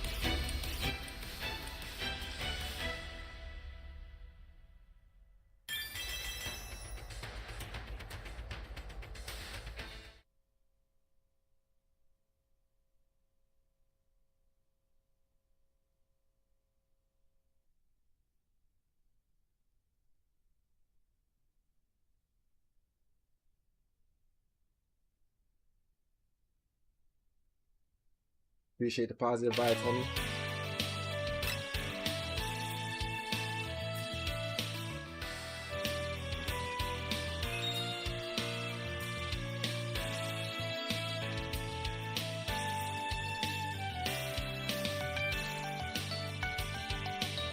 Make Gohan, the one who removed the Z-Sword, the strongest in the universe. He then performs a ritual to awaken Gohan's power, which will take 5 hours for the ritual and 20 hours for the power-up, much to everyone's surprise. Goku goes over to take a nap, leaving Gohan to sit around for the next 25 hours, and meanwhile, Trunks and Goten continue practicing their fusion technique, which Piccolo believes they have nearly perfected. Yamcha informs the group that the boys are going to attempt the fusion technique outside, as they may be too powerful and cause damage inside the lookout. Piccolo instructs the boys to match their ki and begin the fusion technique, and after a big flash on the first attempt, a large, pudgy kid appears, shocking everyone. Bulma hopes they can return to normal, while Krillin doubts this is the warrior that Goku mentioned. Piccolo scolds the kid for having his fingers out instead of a fist during part of the pose, which caused the fusion to fail. The fusion ends after 30 minutes, and they attempt it again, resulting in a very frail kid this time. Piccolo scolds him about the finger placement, and they wait another 30 minutes. The third attempt creates a normal looking warrior with an impressive wave of ki, and Gotenks, the fused warrior, is born. Piccolo suggests the boys continue practicing, but Gotenks believes he can defeat Majin Buu at his current power level. Piccolo, however, calls him a fool, but Gotenks flies off to fight Buu, returning shortly after, beaten to a pulp. Piccolo demands that the boys train more before facing Buu again, and meanwhile, the old Kai continues to dance around Gohan, who looks miserable. In a single day on Earth, Majin Buu wiped out over 80% of the population, finding it amusing to watch them resist or flee. The Earth's army even tried to fight back, but were unsuccessful, and the remaining people cling to hope that the savior had survived and is preparing to face Majin Buu. This savior is revealed to be Hercule, the strongest warrior in the world. The royal army flies him to a safe distance from Buu's house, where he plans to use his secret weapons to defeat him. Hercule calls out Buu's name, but gets no no response until Boo suddenly appears on the roof of his home. In fear of his life, Hercule offers him presents of gourmet chocolate and a Game Boy, but his attempts to poison and destroy Boo fail. Boo decides to spare Hercule as his presents were fun and turns him into his servant, offering him human candy balls, which Hercule tries and then spits out. Hercule then convinces the monster to take a photograph with Boo lying on the ground as proof to the world that he defeated him. Hercule then serves him food before washing his back in the bathtub, secretly thinking of a way to kill him. Back at the realm of the Kais, the dance ritual has ended and old Kai faces Gohan with his hands outstretched. However, Gohan opens his eyes and sees that he's dozing off. He yells at him to wake up, but the old man insists he's awake and tells him to be quiet before falling asleep again.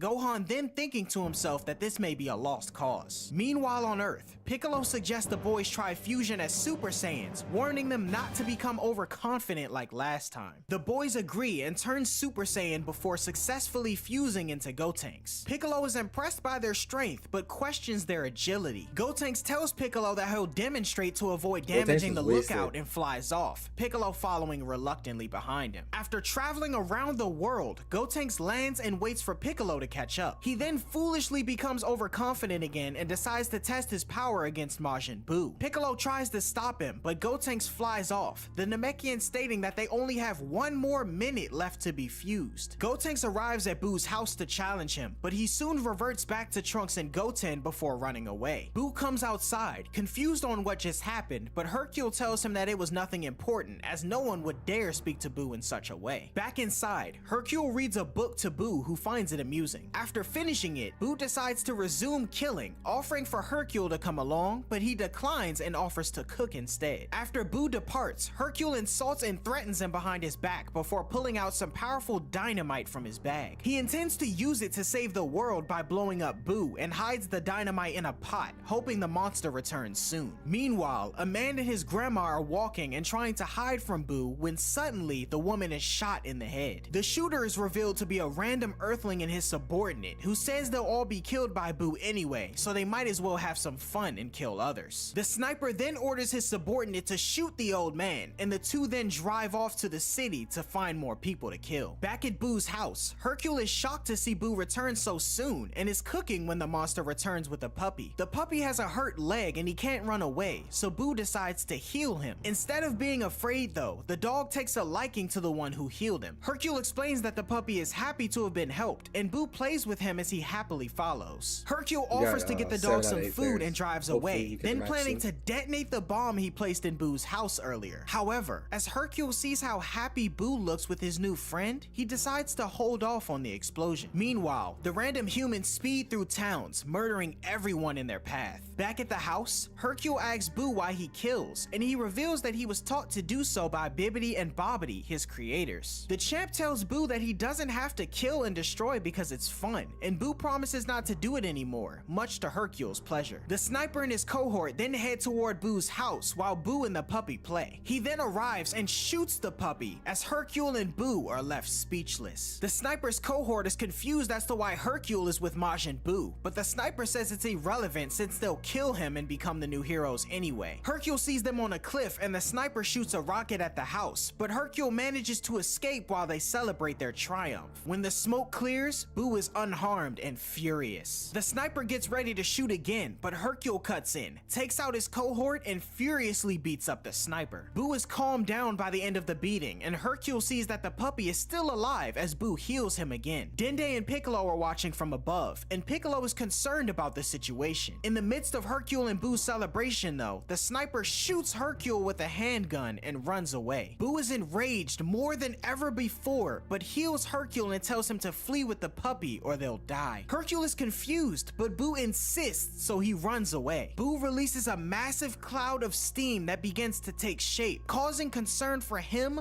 Hercule, Piccolo, and Dende, who watch from the lookout. Everyone, including the sniper, observes as the cloud changes into a thin Majin Buu. Apparently, the incredible anger that Buu felt caused an evil within him to manifest into another version of him, now introduced as Evil Buu. The Evil Buu immediately flies toward the sniper, who shoots at him with a handgun. However, Buu merely holds out his hand and fires a blast, obliterating the sniper and my favorite creating map a large is crater. While Hercule I don't know if if you were watches in wrong, horror. but the evil original Boo map, runs like the over first to map, good Boo, and the two how do I describe exchange it? blows. The evil Boo kicks the good map Boo that has across the Frieza's ship ground in and it continues to in attack B. him. The original Boo proved to be no match, as when they separated, That was like most the of first the power went map. to the evil one. The good Boo attempts to Well, my first favorite transform the map. bad one into chocolate, but the evil Boo deflects the beam, turning the good Boo into chocolate what is yours? instead. The evil Boo grabs the chocolate, eats it, and releases steam from his body, transforming into a muscular and lean Majin Buu. Suddenly, Buu then starts screaming, sending Hercule flying and causing the ground to crack, as Piccolo can hardly believe what he's witnessing. Krillin asks what's wrong, and Piccolo explains that Buu's energy has undergone a complete transformation due to some foolish Earthlings. He goes on to further explain that he's become pure evil and his body is now much more suited for combat. Although Krillin suggests they still have the young fighters and the fusion technique to rely on, Piccolo remains doubtful. Meanwhile, even Goku in the realm of the Kais notices the change in Buu's energy. Gohan worries they won't be should able know to the stop one him that in has time, Frieza's but ship. Old Kai reassures That's him B. and continues reading There's his a book. city The in D. sniper's partner, who's still C is alive, Rocky, climbs up on a cliff and tries and to E is, shoot Buu with like, a machine gun, pills but and the stuff. bullets have no effect. And A has, like, the Buu water- laughs and enters the the waterfalls. man's mouth, causing him to explode from the inside. Buu then approaches Hercule and I his don't remember what it's puppy, called. but stops himself upon seeing them. The champ assumes the monster is scared, but then realizes Buu is floating above him. It seems a part of Buu still cares for Hercule as he utters his name before flying away. Buu continues to laugh maniacally and creates a powerful shockwave as he flies away, suddenly changing direction as he flies straight up and appears before everyone at the lookout. Apparently, Start the he match. has the ability to Should sense begin in about ki 2 now, minutes. much to the detriment of the Z fighters. Buu suddenly shouts out the word bring, startling everyone at the lookout. Piccolo wonders what Buu wants him to bring, and the monster explains he wants to fight the ones who were promised to battle him by Goku. Piccolo confirms that the fighters are present, but sleeping to prepare. Buu orders Piccolo to wake them up, but the Namekian advises him to wait for them just a little bit longer. Impatient though, Buu declines, saying that he hates waiting. Desperate gonna be to my buy last some more match. time, Piccolo Gotta tells go to bed Buu after that this. he can kill everyone on Earth for his amusement in the meantime. Buu then smiles and proceeds to walk around the edge of the lookout. He raises his arm and begins an extinction attack on the Earth, which shoots thousands of beams from the lookout and kills everyone below. Having finished his work, Buu demands Piccolo to bring out his opponent to fight. Piccolo agrees, Yeah, I never but knew why they requires gave, time to level prepare 4 since the Majin Buu fighter that is attack. sleeping. He suggests 1 hour, I guess to it which was Buu OP. questions the duration. Piccolo creates an hourglass and shows the monster how long it will take, and he initially grows impatient, but Piccolo informs him that Videl, Hercule's child, wants him to wait as well. Buu looks at her and finally agrees, but threatens to kill everyone if Piccolo fails to bring out his opponent at the end of the hour. Piccolo then tells Krillin to take Trunks and Goten to the hyperbolic time chamber where they can train for 1 hour Earth time, which equals 15 days in there. Meanwhile, Tien Shinhan and Chaozu are seen on Earth alive, having dodged Buu's attack, and Hercule is wandering around. Back in the realm of the Kais, Supreme Kai notices that everyone on Earth has been killed by Majin Buu. Goku is surprised and wonders if the Earth was destroyed, but Supreme Kai clarifies that the Earth is mostly undamaged, but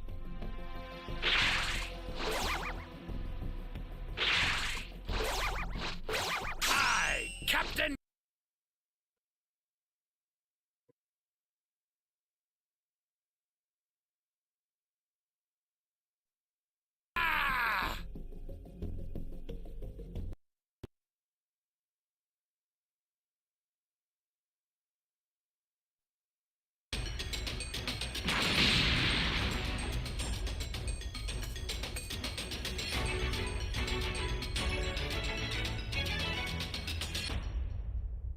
Can you hear me? Flying It's Nimbus! Trunks. I've set a super time machine, as well as a crate of supplies. Here's how to launch. Find the power keys, then place them in the right spots.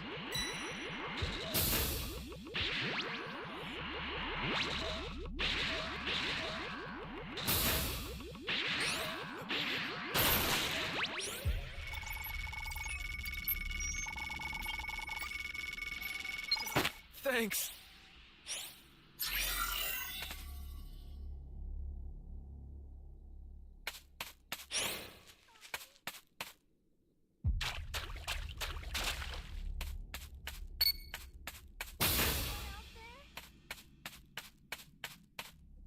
I don't know where this lady is.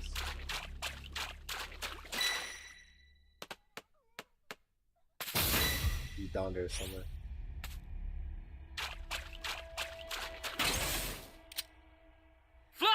Nimbus!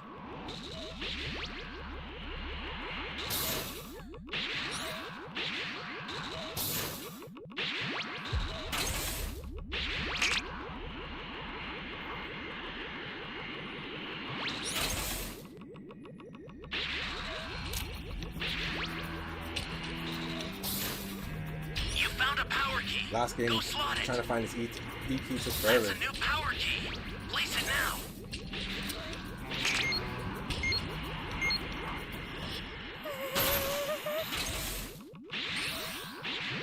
Great. You know what to do with that key.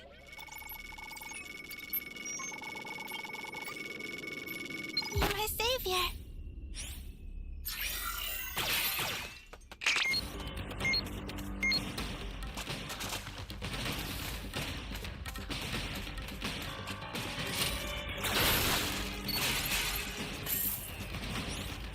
Bro, we lost player.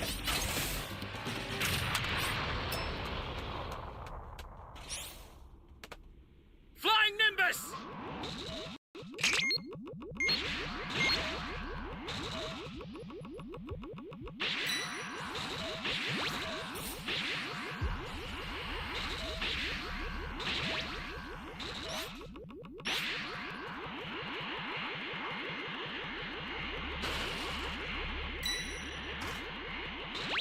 An ally needs your help. We don't know what danger awaits. Think before This guy's rushing slow. in. No, you got it. This is bad. Somebody's down. Exercise extreme caution if you're going to help them.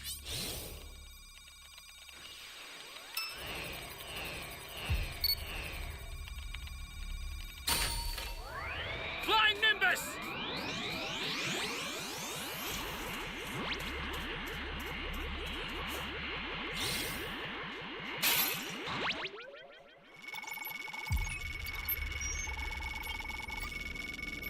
Thank you so much.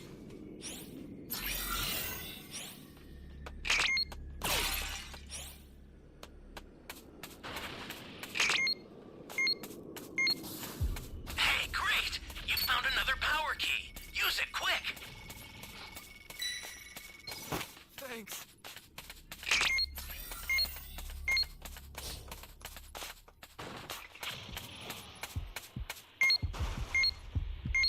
Stay calm. Stay calm. There's a Dragon Ball up there.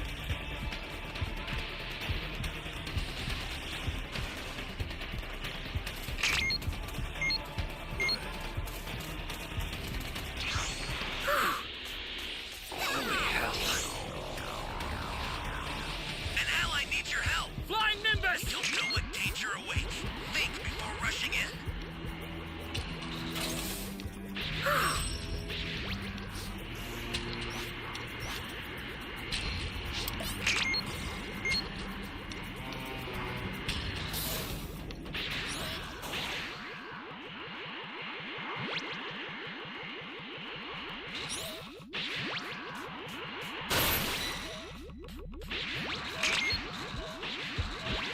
Stay calm. Stay calm.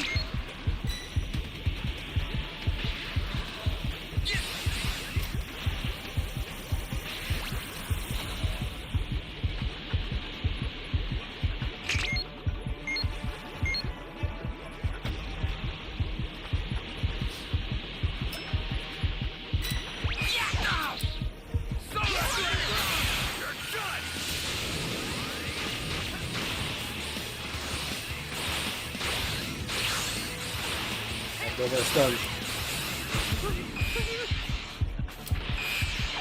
Bastard!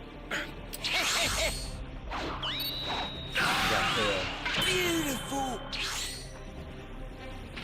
Oh, the key's right there. I need to see it.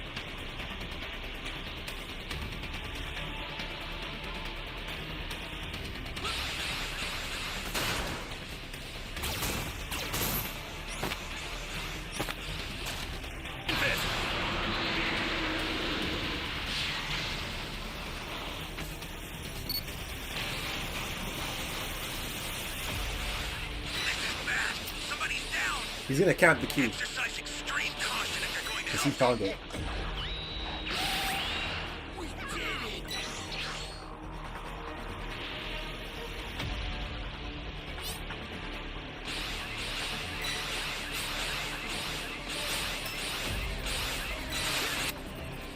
Flying Nimbus! Alright guys, I'm gonna end the stream now. If you stayed this long, I'd like to say thank you. Appreciate it. Please give the video a thumbs up, subscribe, and I'll be streaming again tomorrow. That being said, have a good night. See you later, guys. I'll probably be on same time tomorrow, around 9 p.m. So I'll see you guys later. Peace. Have a good night.